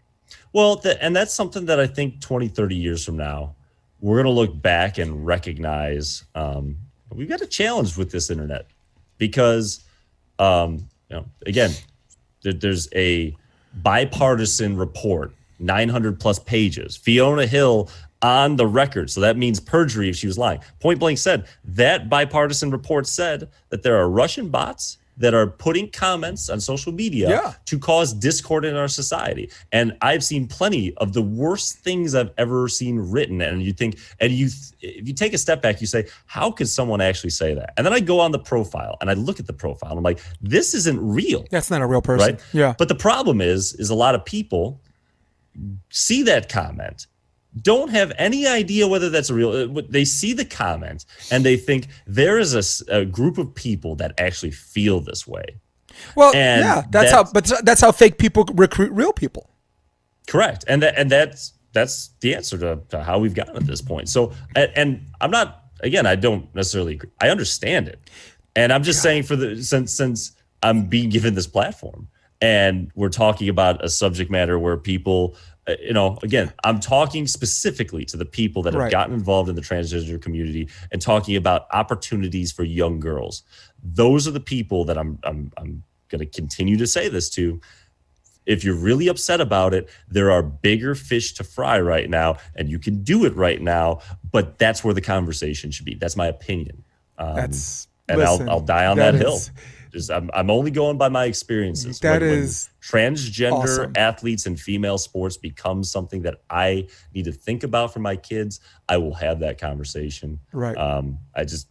There are so many things with this pandemic and certain states having certain rules versus other states. And even in certain states, when some people skirt the rules, and then you've got parents and players that are trying to cater to what they feel is safest for their kids, while balancing that with, well, if these kids are doing it and I don't put my kids in that, then they're missing out. There are so many things right now that are so much more important. And forgive me, Jason, it's in my heart right now because I'm watching kids suffer that we could do a better job. If it's really about the kids, I'm tired of seeing, if they're citing that as a pretext. Yeah.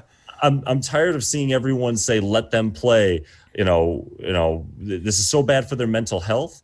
And all I see from the governing bodies is, okay, if we can open in January, this is our power league schedule. If we can open in February, this is our power league schedule. We're doing all these things to figure out how to do things the way that we've done it in the past. But in real time, kids are not getting the proper we could do better with the new norm than we are. And that's where my heart's at, and that's what I am interested in talking about with people, because I think it's more relevant and more impactful. And at the end of the day, all I care about is we got 11 to 18-year-old kids. 94% of them are not going to play college sports, but they do play sports. So what are we going to do to provide them a safe and fun experience to make it as normal as possible, so that until we get to our new norm, we don't have these mental health issues. We don't have these kids committing suicide or falling into deeper depression than they have to. Last time we talked, how was it going? I mean, loaded question. I mean, you were good, last time we talked. You were on national TV, and the kids were playing, and the coaches had masks, and you were in constant dialogue with the Department of Health. Thank God that they have someone as bright as you talking to them, because to Department of Health, they think of volleyball. They just think of indoor and like it's jam, sixes, 12 people. And then you kind of educate them. Hey, this is doubles. Hey, this is in the warehouse. Hey, there's open doors. And hey, there's this and that. And then when they become more educated on situations, they become more, not lenient, but they become more understanding on what type of sport should be allowed and what capacity. So since that conversation, has Chicago gotten worse where there were just more restrictions? I understand you were doing like a one-on-one thing instead of like a doubles thing. What's going on? So last time we talked was late August. I'll go chronologically. I'll try not to be too long, but to kind of go into detail. I had worked with the mayor. They as of mid-August required masks for participation if you were indoors, including for us, right? And I will tell you that there's a guy, Doc Rickey, who's a virologist. He's on Facebook. He's in a lot of conversations. He's SOB, man. I met him. SOB. Awesome. Really appreciate our conversations. Yep. I mean, that's a guy that there's not many people that sometimes he'll write something and I'm like, he's I know an encyclopedia, that makes dude. sense, but I can't understand it because it's so much about I spent 8 days with that guy. We were south of the border vacations. Go ahead. Sorry. So come March, April, he and I are talking a lot, and he's lobbying to me about how he would like to see like the April Rosses, the main players play in a mask. Now in June, my kids were able to play without masks, but I was masked as a coach, right? And I could tell you, demoing a drill for 30 seconds, I'm like winded. I can't breathe, right? So I'm telling Doc, I'm like, I understand the science behind it, but you are out of your mind if you think that people are going to play in masks. And then August hits, and with the data they're figuring out about, it being airborne and the aerosols, they require all indoor sports to require masks.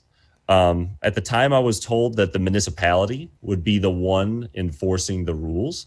So I contacted the mayor. I explained, even there's phase 3 was 10 or less in a group. Phase 4 was 50. We moved to phase 4, but I kept all my programming phase 3. I said, we're not putting more than 4 to 6 kids on a court. We spread everyone out. I've got sanitizer on every single table. We swap out every single table, chair, volleyball between groups. We put 15 minutes between groups. We do everything, and we've not had a single positive case.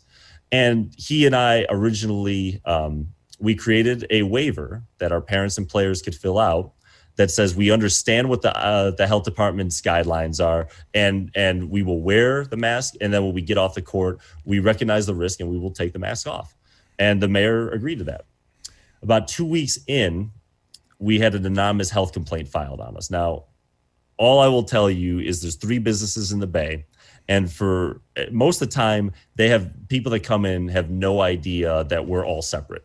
But whoever anonymously complained didn't come to me and ask why my kids weren't wearing masks. But they just did. So, I talked to the health department for a while. What became apparent is the Chamber of Economic Opportunity and Commerce. They're the only ones that can make exemptions, and they're making no exemptions. So we started wearing masks. And I'll tell you, the first couple weeks of practice, we had to kind of back up. We had to just light fundamentals, more water breaks. We had to ease our kids in. And shockingly to me, and to Doc's point, within 2 months, our kids are battling for 2 hours. And the coaches, we were competing, right? The first practice, we went like an hour and just like pass that hit, light drills, no long volleys. Within 2 months, right now, Jason, I'm not even in good shape, but I can play. Last night, I played from 8 to 10:30. We do a King of the Beach with 8 guys. I played for 2.5 hours with a mask over my nose the right way. Yep. And I'm Otherwise, fine. what's the point? Build a tolerance. It's crazy. Otherwise, what's the point, right? Now, for people that sometimes if the mask is a little tighter, when you try and breathe, it inhales. And that's a very uncomfortable feeling. It's the same feeling I felt when I told Doc he was crazy. We found these 3D printed mask inserts that we've been able to give. We've given over 50 of them away to our renters. And even the people that hate the masks, I'm not going to tell you that it's like, oh, I'm not wearing one, but it's tolerable, right? Yeah. So we were masked from August to November. The one concern I expressed when they put those guidelines on us and said there were no exemptions, said there's only one other game in town for indoor sand. And if you allow them, if you don't police this, I'm going to lose all my adult renters. Oh, geez. And long story short, that is what has come to fruition. The health department is responsible for the entire state. We got 6 million people in Chicago. There's far bigger fish. And unfortunately, they haven't been able to really do anything to change that. And I've had parents and players and renters that have told me, hey, if you're willing to skirt the rules, we won't tell anyone. But the bottom line is I know someone was watching me, right? And on top of that, something that really is the toughest part for me to wrap my head around with, I think there's this unwritten thing with both adults and juniors right now in my area. It's like, everyone just kind of hush, a little nod and a wink. The health department's kind of leaving it be. But what are we teaching our kids that understand what they're supposed to be doing? And yet, hey, when you come in the gym, we're going to, have these secret scrimmages from one club versus the other club. We're going to, have more people in the gym than we're supposed to have. What are we teaching this next generation? I understand that we don't have a lot of aid. I understand there are places where you've got leases for these big buildings based on the fact that you can run tournaments, and that's been taken away. I understand financially needing to if the aid isn't there, maybe you can't survive without changing things a little bit. But when I hear some of the things parents tell me about what their clubs are doing, it's one thing if you're going to play because you need to play, but you're not spacing kids 6 feet apart. You're not separating groups so that when they walk in or out, they're different. You're not maintaining sanitation properly. The people that are most upset about the restrictions are the ones whose behavior I see requiring them to continue. Yeah. And our health department's been very straightforward on what's required to keep things safe. And once the numbers get better, what it'll take to allow us to play. And I have watched the people who have the power to enforce these rules on the parents and players that would allow us to hopefully curb, and it's not just volleyball, it's all industries in our area. Our country is very divided on the concept of masks and social distancing right now. It became politicized. And it's made for a very complicated situation. I think the most interesting thing you said, to me at least, because everything you said it's script worthy, right? I could write that in the script and someone would be like, yeah, let's do it. Let's make a movie. But the most interesting thing you said is the same people who have a problem with the guidelines are the people who, whose breaking of the rules and doing it their way are probably the reason why, we're still in the middle of a pandemic in the first place. It's so ironic and intriguing. And once again, I'm going back to our friends type thing. Our friends, intelligent friends, educated people are behaving like this. I said on this podcast a few months ago, I don't know if it was our second go around, two very, very important things to you.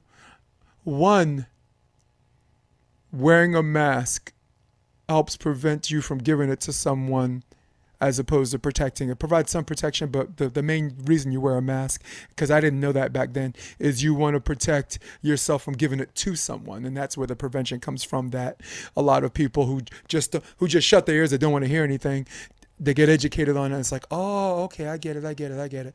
So that's a reality. That's one of the realities. The second reality, and this is the cold hard reality that I told you, is that if this is going to go around, the reality is people are not going to stay behind their doors until this thing goes away. That we as human beings are not going to allow that to happen, because that psychological thing that people use as an rationalization, even though they're not educated on it, is also a reality. So when you get to the reality of wearing a mask is safe, and you got the reality like we're not going to hide behind our door until it goes away, because it could be a year, could be 18 months or whatever. So the meeting in the middle is, if I want to play sports, if I want to coach volleyball, is there a safe way to do it? So that, because we're Americans, man, we're the most industrialized nation in the world. It's not about can't this, can't that. It's can. Let's say can, and then figure out the how. Now, with that being said, you figured out the how. So let's talk about the fun part and something that's recent. And I hope people steal this from me. And if you want help with your program, let's talk about it. Okay. Trying to get John Mayer, prior man. to the pandemic, we had always gone month to month, right? I wanted for doubles, people to be able to sign up. If they play other sports, they can play other sports. Maybe 1 month they go 2 to 3 times a week. Maybe the next month their schedule doesn't allow, they go twice a month. My number one goal with my program has been to give every single kid the same opportunity for growth and development. Not that they're all going to, but that no kid, because they start further behind than their peers, gets a different education.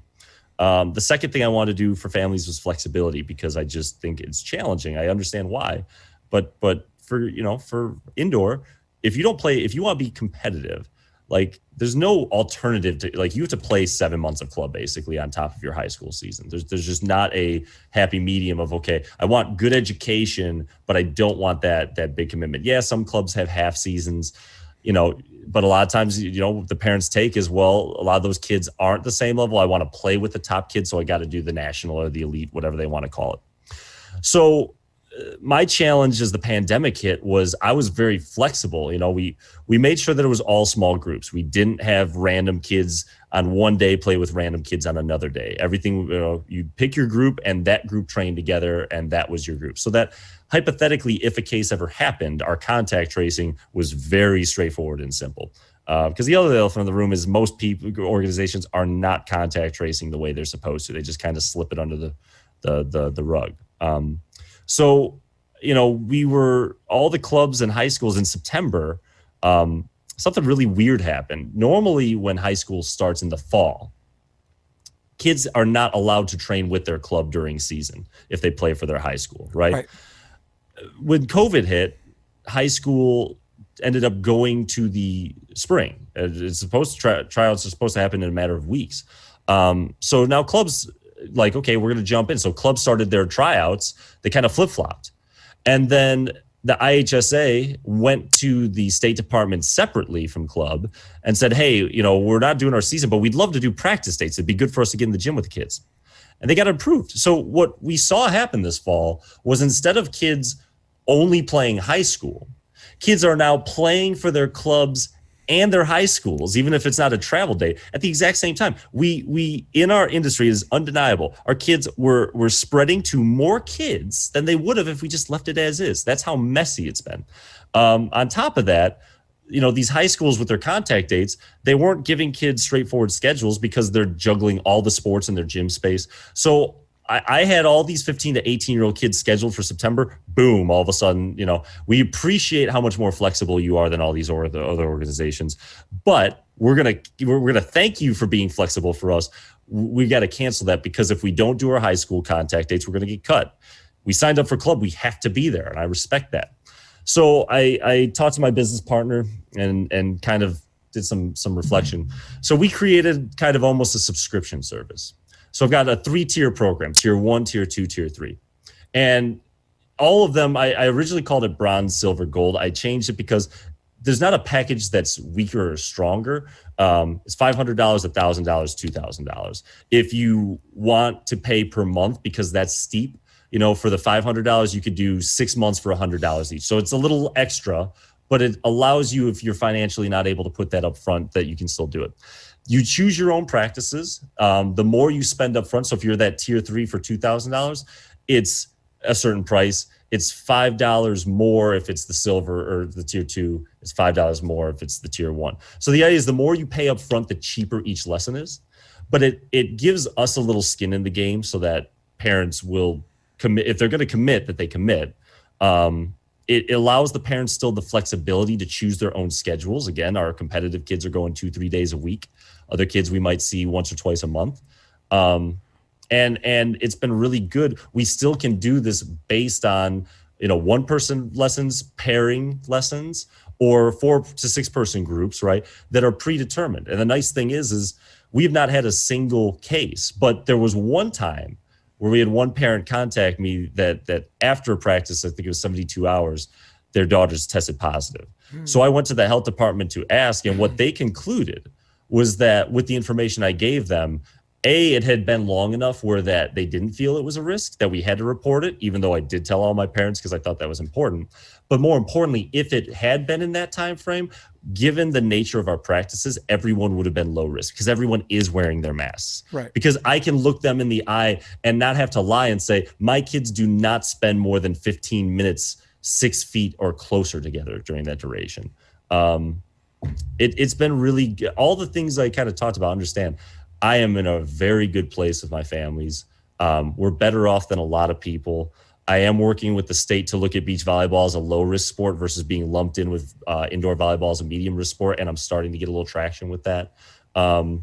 We have adapted, and I look forward to when I can mix kids a little bit more. We're going to do some Queen of the Beaches and some 8-person groups on both courts some days to give them those playing opportunities. We will record those for my kids that are competitive so they can get the film they need to send to colleges. We have found a way to give these kids a fun and healthy, safe volleyball experience, while not having to compromise any of the recommendations by the health department. Sometimes I have to remind the kids to sanitize as soon as they get off the court because they want to grab their phones or their bottles. Sometimes I have to remind the kids when they get excited to spread out. But we do it, and the kids have been great. And we've not had a single positive case since we reopened in June. I'm lucky that that's also a testament to the behavior of those, because I can't control what people do outside. Yeah. But I appreciate and luck is the residue of design. Yeah. I always say if luck is when preparation meets opportunity, you got to do your half of the deal. That's one of my few original quotes. But my favorite, luck is the residue of design, meaning you design stuff, then good things trickle in. Sorry. The harder I work, the luckier I get. We can, they all match. It's the same concept.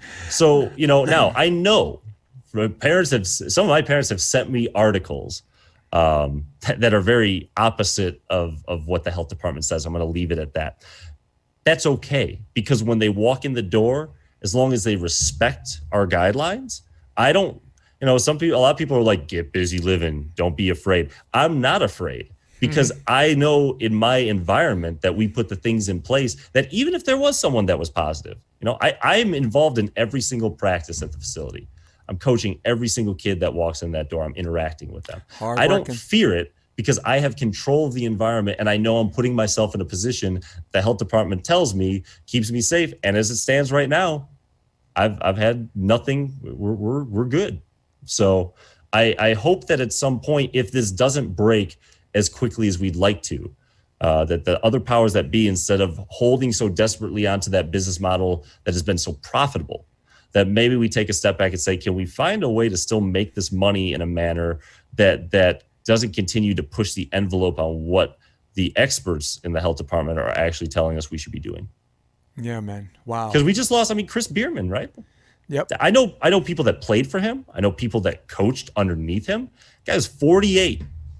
Like, I don't want to keep losing people. I don't care if 99% of people survive it. That's one too many, in my opinion. And it's okay if, there are going to be cases that we can't avoid.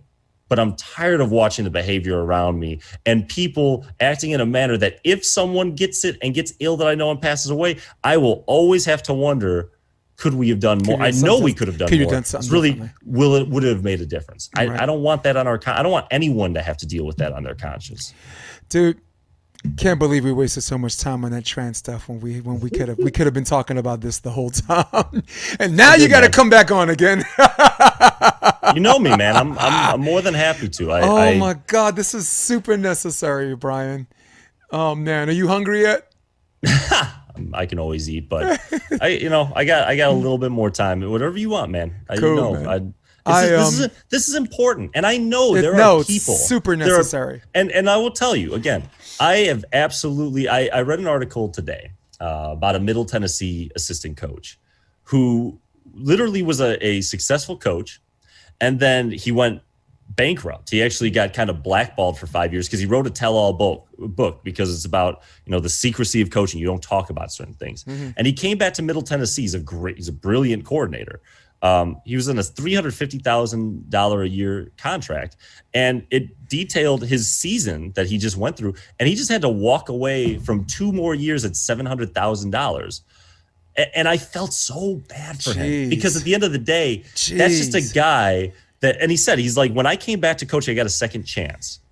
I wanted to just keep my mouth shut and make a comfortable living. I am looking for people to actually take the health department guidelines seriously. The professionals, when the professionals that are doing the research in the labs, mm-hmm. And if people, the other elephant in the room that we really got to talk about is, look, at the end of the day, if you believe that the health department and the scientists that are, we've seen people like Fauci actually help with it. We've watched him go through the AIDS pandemic. We can witness it. We've got data.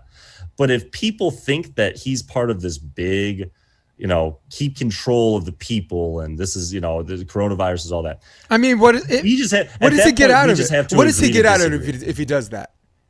It doesn't. Money? He's already rich. I mean, the point is there are resources. Like you talk about educate people. There are people that through their upbringing and life experiences go to media sources that absolutely justify making us look like we don't know what we're talking about or we're just sheep, right? And I respect the reality that they can go to different sources. I don't respect the opinion. I don't agree with the opinion, but I am not naive. If I was given the same upbringing and life experiences as them, how do I know that I don't feel the same way they feel? I mean, I think everyone at some point in their lives had something they believed pretty seriously. And then over time, as they got more life experience and more hands-on knowledge, they're like, or just their actual, what they've dealt with. It's like, okay, this is different than what I thought it was.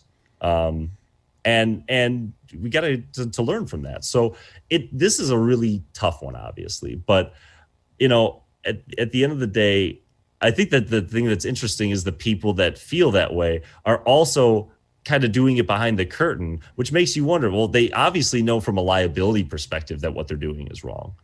Yeah, because they're hiding. But so it's between the economic suffering going on right now, and I don't lose sight of, again, I don't think that a lot of people doing it differently are just bad people, evil people, don't care about the kids. No, I think people are scared because they've had a business model that they've put a lot of money and investment into, and all of a sudden their way of making money, which is these big tournaments, is completely compromised in certain areas. Some places are still running it business as usual. This is not there's a simple way to do it. I'm very lucky that I'm doing 2-on-2 in beach, because I don't think I could have, I would have tried with the club. If I had a certain amount of kids, I would try and do individual practices Monday, Tuesday, make teams in-house balanced. on Wednesday, Thursday, and then maybe scrimmages and then re-roll teams week to week, depending to keep it as balanced as possible. It wouldn't have been as, my best kids versus the best kids of all the club. No, the level of play as a whole would have gone down. But I think we could do more to give kids, if it's really about playing opportunities, and we're good enough coaches. I had 2 months where we were only allowed one-on-ones, and my kids didn't get to actually play other people. But I got 13-year-olds that learned how to jump serve with topspin. There you go. I got kids that are working on hand setting that have never hand set before. We're even kind of, me being on the sand with them, hey, you're going to pass a ball and run behind me. I'm going to run a back set because we're going to teach you how to do this so that when you play in a crosswind, you can do that. There are ways to give kids playing opportunities instead of looking at it as what we're losing. Okay, this is the hand we're dealt. What can we do in real time? And then when we're allowed to have more people, let's go back to what's the norm. Man, I love these one-on-ones though. I mean, they're like de facto privates, really. Honestly, I mean, you think about it. Like I did a private with someone who's trying to improve their blocking. So I did something. It's like my own drill, and I probably want to do it for my cap 2 or whatever, or cap 1. Like you introduce your own drill. I call it like the 4-point middle blockers drill, but you could do it for beach or for indoors. So first one is you're at the net with them, right? You throw the ball up, and first I call it redirect, nobody, free, joust. So that's the name of the 4. It's a 4-point drill. It's redirect, nobody, joust. So first ball, throw up. I try to joust with them, but they go first. They literally, I'm like, if the ball's still on my side, literally reach over the net and do this. Throw this way, throw that way. Redirect. Second one, I'd say nobody, pop, give me a 3-piece and a soda. Then the third bowl or toss goes over their head where they're like this, but they can't. Then they do this. Boom. I come under the net, back set, strand set. If it's beach, strand set, ocean You to get strand. a little workout then on or, that, right? Or like the middle blocker, you like a back one, pump fake, back one. And then the last one is joust. So the joust is about, of course, being second. So I put my, I'm long arm, so I could jump all day. My wingspan's 6'8". So on an 8-foot net as a coach, I can do this all day. How tall are you, Jason? I'm only 6'1". Your wingspan's 6'8"? Yeah. Yeah, oh my gosh, go gadget over there. Yeah, man. I'm a walking group hug. Look at that. You didn't even see that coming. But we're born to play volleyball. But that was one of my favorite drills for like middle blockers. I'm just throwing it your way because on the sand, like some girls want to whatever. And for you, everything has to have a purpose. Why are you doing a drill? What's the purpose? How is it? Why are you talking about this, Jay? This is why I love you so much, because me, I can just do stuff for nothing and, all day and all night and whatever. But I love that everything you're doing is purpose driven. So the purpose is to just get the kids into the muscle memory of understanding situations, react. And it's a teaching tool on how they're supposed to react. This person's coming to joust. I don't need to hit it. Why am I going to hit it into their one-arm block and get roof? Won't. Nobody up, pop. How many times you see someone jump on an overpass and they land and then they fool the team behind them that they're going to whatever. So it's this and then relationship with your setter, like free ball is supposed to be an automatic back one instead of just like a trans one. And then jousting was the most important thing because you have to understand on when to be first and when to be whatever. The best call, I tell all of my players, the best thing that could ever happen in a game is a ref calls over the net on you, because you lose the point, but what you do is you make them change the way they run their offense. Like that was tight. We survived that, but now I got to set them off the net. And I got to whatever. Yep. So they're good. So they're good ways to lose points. And it's one of my favorite drills. And I created it. Actually, I created it coaching City College. Nice. College. Because if you've been to City College, we can set up 3 courts for a practice instead of 2. That's a big ass gym. So, For the people listening at home, he was talking about Newberry and Nazareth. I know I was only there because I got City College into the NECVA playoffs that year. But I don't even know why I brought it up. I forgot why I brought this drill up, but it was just an example. Because we were talking about one-on-ones. Yeah, one-on-ones and this and that, and just how awesome. In fact, I'm doing a one-on-one after I get off this podcast. I have a friend of mine, Torrin Jeffries, and he went from a guy that's just like not winning qualifier matches to this.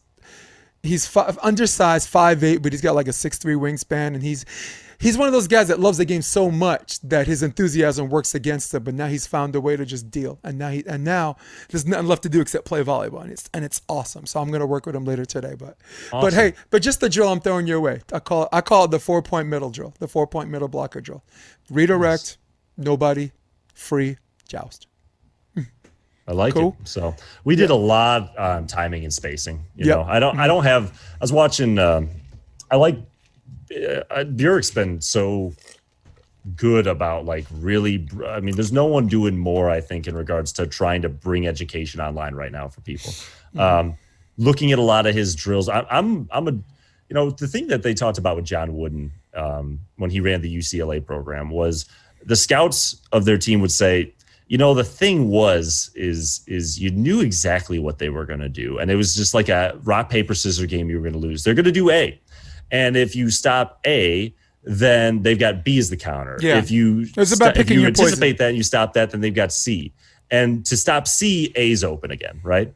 And, you know, you said it earlier, and I agree from a excitement perspective. Like, yeah, there are teams that are doing more shoots, back sets. I mean, you look at, you know, Clays and Sponsel specifically. I mean, they're just rewriting a lot of what we see on the domestic side on what's orthodox or not. There's a little bit. It's almost like a more physical Karambula pair. That's what it makes me think of. But for a lot of these kids, you know, I think before you can do all those things, you got to just have your fundamentals down. Our sand is like a little slice of Hermosa. It is super deep and slippery too. So it's been really fun. Like with Kristen, even I had a Facebook. I did a live of her just hitting, and there's no block, but what we're really working on is her range, right? When she gets a tight ball, getting her right foot to the ball and being like, okay, when it's tight, your option to be able to swing the fast cross ball, you know, kind of like Lucena, Rogers, Allen on the men's side, like beating the block on that. You know, if it's too tight, you really aren't going to be able to swing without a block, you know, or with a block when you get. So I never wanted them on an open net to just swing line, right? It's a tight ball. I want you to work on getting your feet under the ball and reaching up. You know, I made my career very important. I was a Cobra guy. I was known in Chicago for doing that, right? For them, even the knuckle. But like, I was never the biggest, fastest, strongest. I was very successful with the tight set because I knew how to get my right foot underneath the ball and max jump and reach at my peak and beat the block before I could press on it. Against bigger blockers, I had to pull it off a little bit, but you know, for the most part, if you take the right footwork, you getting an approach versus a block jump, it was going to be a main draw level block for me. You know, Billy Kalinsky was one of the people we had to set a little bit off in that form, right, for that ball. I don't even know how a Cobra's legal. How's a Cobra even legal pursuant to the rules of volleyball? I had to be careful because some people were like, if your hands are open versus when they're together. You know, I picked up Wayne Scott was he's an indoor Jamaican national team setter. He lives in St. Louis. Never got a match off the guy. Took sets, but he beat me my first open loss, and I never was able to beat him. And he jumped, so he's 6'4", long arms, big jump. And he would just Cobra. He was jumping so high. He would Cobra parallel, and it would just flat and go. So mine was my fangs were a little higher because I was having to it was like a high line shot for me. And then also teaching the girls, okay, when you're off the net, you know, how to disengage that shoulder, like how to snap the elbow, wrist, core, so you can still put some smoke on it. But, you know, if the blocker pulls, they can't cover the middle and both corners, right? So you know, we did a lot of situational if-thens so that when they did get to play, right, they were getting quicker at recognizing, is the set tight, off, inside, outside, low, high? And realistically, when a team's playing defense, what are your shots that are going to be realistic? What are the ones that you're going to be able to do? And it's been really fun, even for some of our younger kids, teaching them on the tight side on the left, right-handed, to get around it, to open your core up so you've got that cut, and then you can poke line and stuff like that.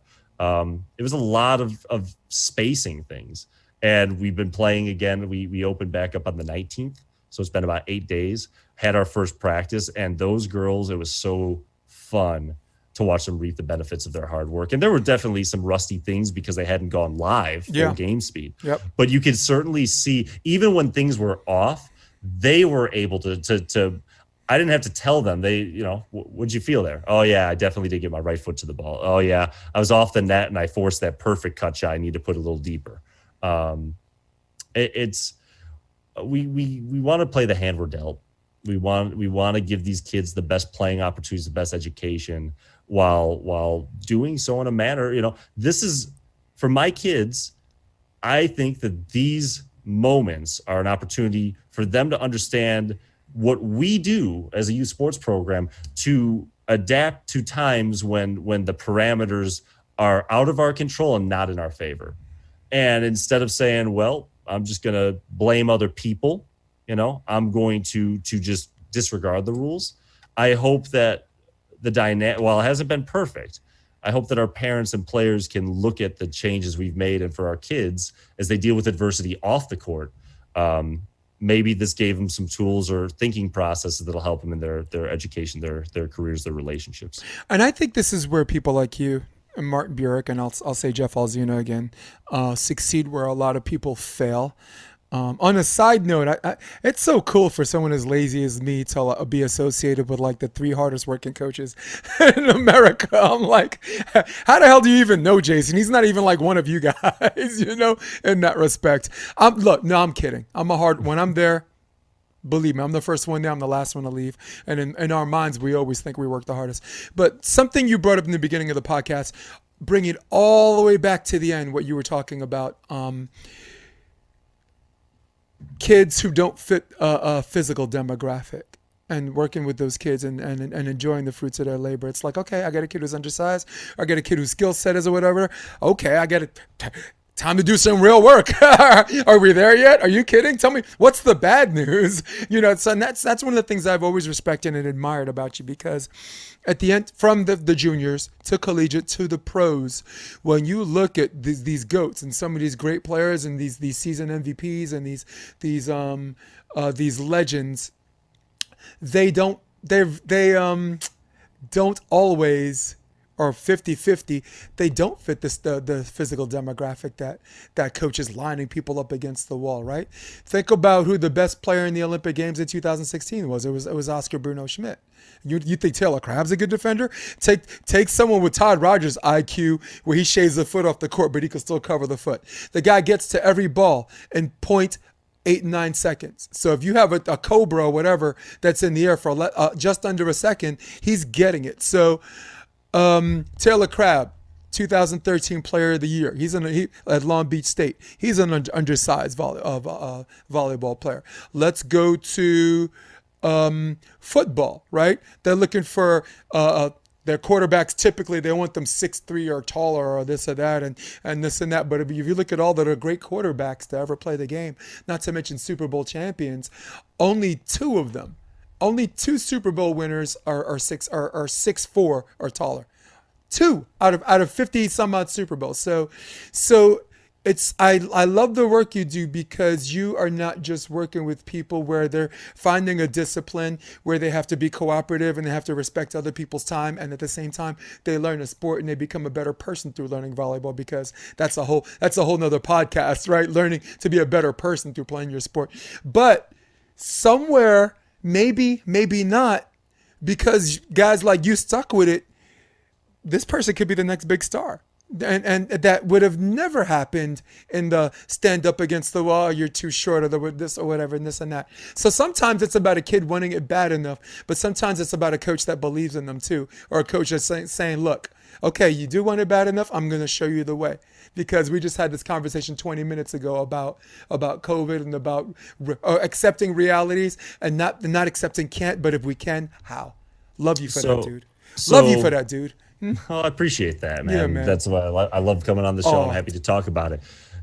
As a player, and I'll drop this on your show. I'm writing my book, and like it's happened. Like I'm actually in the process. I've talked about it for years. It's like the Family Guy, like, oh, you gonna write that novel? Like I'm actually in the I started a week ago. I'm already 20 pages in. It's gonna just really be chronologically my experience as both a youth sports athlete, as I got into coaching, working my way to the college up to Division I, and then coming back to juniors, and the lessons that came from it. And so it's interesting because it's funny. I don't think about my youth sports experience too much, but now I'm trying to get it in detail because I want to share it with people. And I was 5'5", 95 pounds with a size 12 shoe going into high school. So you can imagine how gazelle-like I was with that physique. Looking at my dad's old tapes of me playing basketball, I looked like I'm wearing his shoes, except for my feet were bigger than his, so I was wearing bigger. Um, and I remember in high school, I was a hard worker. Every conditioning drill, I was always trying to beat even the seniors. But my freshman year coach was just a teacher, so we started every practice with 25 minutes of running. That's all we start practice. But I ran my 25 minutes as hard as I could. I worked my way up to varsity as a libero, and was nicknamed Gump one day when trying to talk a little trash with the upperclassmen, and the guy just looks at me and says, "You look like the little kid at Gump," and I was Gump for 3 years, right? Which I could deal with some ribbing, but the coach literally bullied me to gain, bonding with the upperclassmen, and I never forgot that. And I was pretty low, so I worked my butt off, and what I watched was my friends that were a foot taller. It wasn't about playing time; it was about getting better. They spent more time with them, right? And we weren't going to win a championship. My freshman year was the first year we had a boys volleyball program, right? So I don't know what we're chasing, but you're not even giving kids the same opportunity. And if it wasn't for a very chance circumstance in community college, where I had a teacher say, "Get to know your kid next to you," and it was a girl on the volleyball team. And I went to the match because I'm an awkward 19-year-old. I'm like, hey, this is a way to talk to girls. After the match, we students start hopping on the court. I hopped on. I played 4 years and 2 years of a small club, so I knew what I was doing enough. And the coach saw me and said, "Hey, I'm always looking for managers." That guy, Bob Vilsoy at Harper, for 2 years, pushed me into playing, taught me things. Every time I said something low self-esteem about myself, he pushed hard. Like, it wasn't just like, "You're wrong." It's like, "No, you're wrong. You could do something with this sport," right? And so many of these kids, to kind of go as a coach, one of the toughest parts with new kids, especially kids that may not be as big, fast, and strong as their peers, is getting them to if you're going to make a mistake, make it going 100%. The moment you go half speed, you drop your elbow, you're just trying to get the ball in bounds. We're not growing from that, right? I don't want, when we're doing hitting or serving, to focus on just only putting the ball in bounds. I want to use the right technique, and if you miss it, we'll fix your timing and spacing. It's really hard to expect these kids to buy into you will not be punished for your mistakes when they're coming from programs where their parents and themselves, tell me about how they're having the same experience I had, and they're smart. They can see it. These kids are getting this opportunity to train, and I'm not. So we're developing this generation of kids that are being treated differently based on the results. And so how are we supposed to get them to buy into and embrace their process focus when they've accurately been punished for making mistakes? It breaks my heart, because I see these kids that really have a good love for the game. And yeah, this sport's relentless at the beginning. It is tough to be a beach doubles player at the age of 12, 13, 14. It's tough as adults. And getting them to recognize that it's okay to make mistakes as long as we're making the right ones and we can grow from it. And I don't know what to do for them when, there's a social aspect of playing in their high schools, but it's frustrating on their behalf when I can recognize them recognizing that they are treated differently based on how good when my whole motto that I put on our big banner is, "We coach for you, you don't play for us." And it's really hard to see a lot of these kids being put in programs where they're truly playing for the program. And if they can't bring something organically, we're going to take your check. You're going to keep showing up, but we're going to give your friend that's 6 inches taller or jumps higher or hits harder the coaching that you deserve, you're paying for. But it doesn't benefit us to give it to you because we're not going to get the same yield. Yeah, well, those are the real coaches out there, Like me, for Evolution, one of the first jobs I had when I moved to California, it was like, okay, you got a good team, but both of your setters are undersized. Your backup setter or whatever, and you should run a 6'2". And I'm like, no, I'm a 5'1" guy. And I found a way to make it work. We were 41st in California. By the time we got to nationals, we were 5th in the country. And next year, it's like you got 2 outside hitters, but both of them have an attitude, and they're not going to listen to you. I'm like, sure, okay. So every year, like, challenges became bigger and bigger. It's like, well, you lost your best player to Rockstar, and this guy's moving on, that guy's moving on. I'm like, okay. And I make one middle and outside, I make one middle and opposite or whatever. And then the next year comes. The good news is you got Jesse back from Rockstar, but you just lost 3 of your starters. And I'm like, sure. So now my other starting outside hit is 5'6", but he can jump and I'm working with him. And then this year comes, oh, by the way, this is the worst roster you have. They're underskilled. And oh yeah, and we don't have a gym. So you got to teach them skill set for indoor and offense, but we only have a gym 1 day a week, and then boom, guess what? We don't have that gym. So now all of the practices are more exclusive on the beach, and I'm just like, gee, this last year was the first year I actually felt it, because every year that we have challenges, guys like you and me are like, all right, cool. I get to put some real work in instead of playing glorified babysitter, Thank the Lord. But man, this year I was like, dude, why don't you just why even play on something as old school as a court? Why don't you just put me in a shark tank? All right, and the only way to beat my opponent is to stuff the opponent in a shark and spike the shark. It was just so it was one of the most frustrating seasons for me. But at the same time, I never fell in love with a team as much as I fell in love with these guys.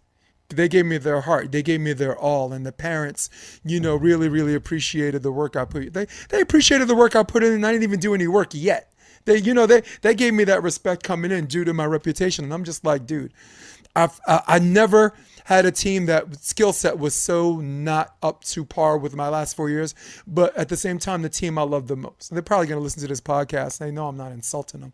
But there's a reality, but there's also mad love that goes with that reality. Oh, there was a team in 2013. I was coaching for a club full time. We had 8 15s teams.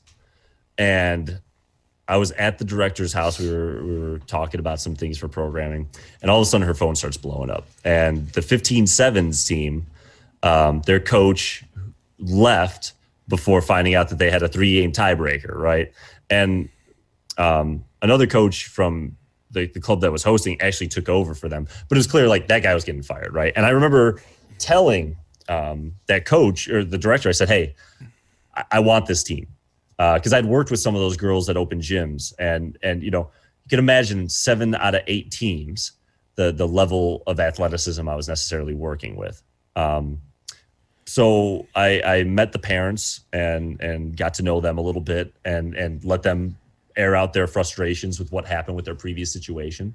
I allowed them to tell me, like, when you signed up for your kids for this program, what are your goals? And then I explained my philosophy and how I thought they can intermingle. And if they were willing to stick it out instead of quitting the club, it'd be a privilege to work with their kids, because I've worked with a couple of them and I don't care about wins and losses. I just would like I saw that you were wronged. I relate to these kids because that's kind of what I was at 15, and I'd love a shot at them. And we had a meeting with the kids. I let them talk about how they felt about things. We had a meeting and we set our philosophy. So the first practice, we play against the 8s team. So it's a team lower than us. And I come to find out that while it's February and we're 3 months in, they don't even know perimeter defense. They've been taught absolutely no system. Oh, they're just running and diving at the ball. So we go to work, and every kid's working on every fundamental. We do game-like stuff. By the end of the season, we're splitting games with our national program 3s team. The last tournament of the year, we go to Navy Pier. 4 of the 7 matches they play against 1s teams for their respective clubs. The last game we played against a Minnesota team or a Michigan team that was a 1s team, and we're battling. And we lose 25-17, 25-17. But at 24-17, my kids on the court are dialed into the next point. My kids on the sidelines are cheering them on. And we had some cliques we had to break up. And when I say break up, we had to put kids together and talk about why there's the division. And we found common bonds there. It's the only time I've really, got a little dusty in the room with my kids, because I said, girls, it's been a long season. We had a lot of obstacles. But at the end of the day, you girls played the perfect match. I couldn't have asked more of you. For what those kids were and where we started, anyone walking past that court would have never said, oh, that's a 1s team versus a 7s team, right? And I don't think there's a single thing I could have asked you girls to do differently that would have changed. That was the best. We walk off the court with our head held high. It's truly, not win or lose how you play the game. They played the perfect tournament to finish. And I always, I've coached Division I. I've coached national champions on the beach. I've coached some of the top women and some of the men in the area. That team is always got a special place in my heart because, for it was not easy, but for 5 months they bought in, and I know with certainty that some of those girls are going to carry. I'm glad that they were able to not walk away from that situation and just feel like, wow, our coach walked out on us. We're going to quit volleyball, and no one cares about us because we're the leftovers. Those kids, some of them were on the twos team for 16s next year. I think 3 of them are actually playing college D3 ball. It's just above everything. I just liked the fact that we bonded. Like those kids really put the work in, and sometimes I think my closest bonds are with the kids that didn't necessarily hit their primary goals with obviously wanting to win tournaments, or things like that. But you could see by the end of it that they understood that it's not all about like if I win, I'm a success. If I lose, I'm a failure. And we're coming up almost on 10 years, which God, they're literally graduating college at this point. I hope to get them together for a 10-year reunion, and I can't wait to see what they're doing off the court and share war stories. And that's what coaching should be about. Is 99% of these kids are going to be done with volleyball by the time they get to about 21, 22. Yep. You hope they play it at the adult level at some level, but have we given them an experience that they can take, positive memories, but also tools that when they do leave, they can utilize to achieve their dreams and whatever, for us, what volleyball is, what's their volleyball? Yeah, and man. Did we give them things that they can make applicable? It just creates better human beings, dude. Just creates better human beings. Hunter High School, I was a head coach there 5 years, academic school. They're all going to go to Ivy League schools anyway. I just wanted to make sure they were better versions of themselves when they went there. In fact, we won the PSALs in 2014, and it was the first championship team that produced no NCAA players. So, that's awesome. Yeah, my outside hitter went to Johns Hopkins. They don't have an NCAA team. My oppo and libero went to Brown. They don't have an NCAA team. Smart kids. So my setter went to Yale. They don't have a team. So my middle went to Vassar, but he was going there for basketball. He's a 2-sport athlete. So it was really, really odd to to have a team win a title, and not. Hey, so you could be good and love the sport and not make it your primary source of your life, Nah, but just and volleyball, good on those kids. Yeah, but to know in their heart that volleyball creates better though, human beings, man. Yeah, and good for them to be able to play. Mm-hmm. But also have the knowledge that at that age that what the sport doesn't have to be to them. True. Dude, I love it. We're going on close to 3 hours, man. It's our new record. I'll come back, man, anytime you want. So. Hey, people want to know more about your volleyball club. Let's plug our site. Let's plug your site or information. Someone wants to get to know what Bryan McDermand's doing. What are you up to? Yeah, you can go to progressionvolleyball.com. We actually got to update the new tier system. It's I've been coaching so much. I got to get that website updated. But we're in the Chicagoland area. We got 2 state-of-the-art indoor courts. We're very focused on our parameters on keeping it safe. But once you get on the court, we everyone that's playing is still having a really good time. It's business as usual. We work with players of all levels. I coach some kids that are brand new to the sport. I coach kids that are playing that are committed to playing college. I coach adults that play the sport recreationally but like to learn the fundamentals. Group training. We got people that come in groups of 4 or 8. Sometimes they just rent the courts to play, and that's great. Other people want to do actual training the whole time. It's been a lot of fun lately where we do like an hour of instruction and then they just play for an hour, and we do it on a recurring basis, which is nice because then, every week when you played, what did you retain from the lesson? What did you feel you struggle with most? And we're catering the lessons directly to them. So our program is about making it about the kids.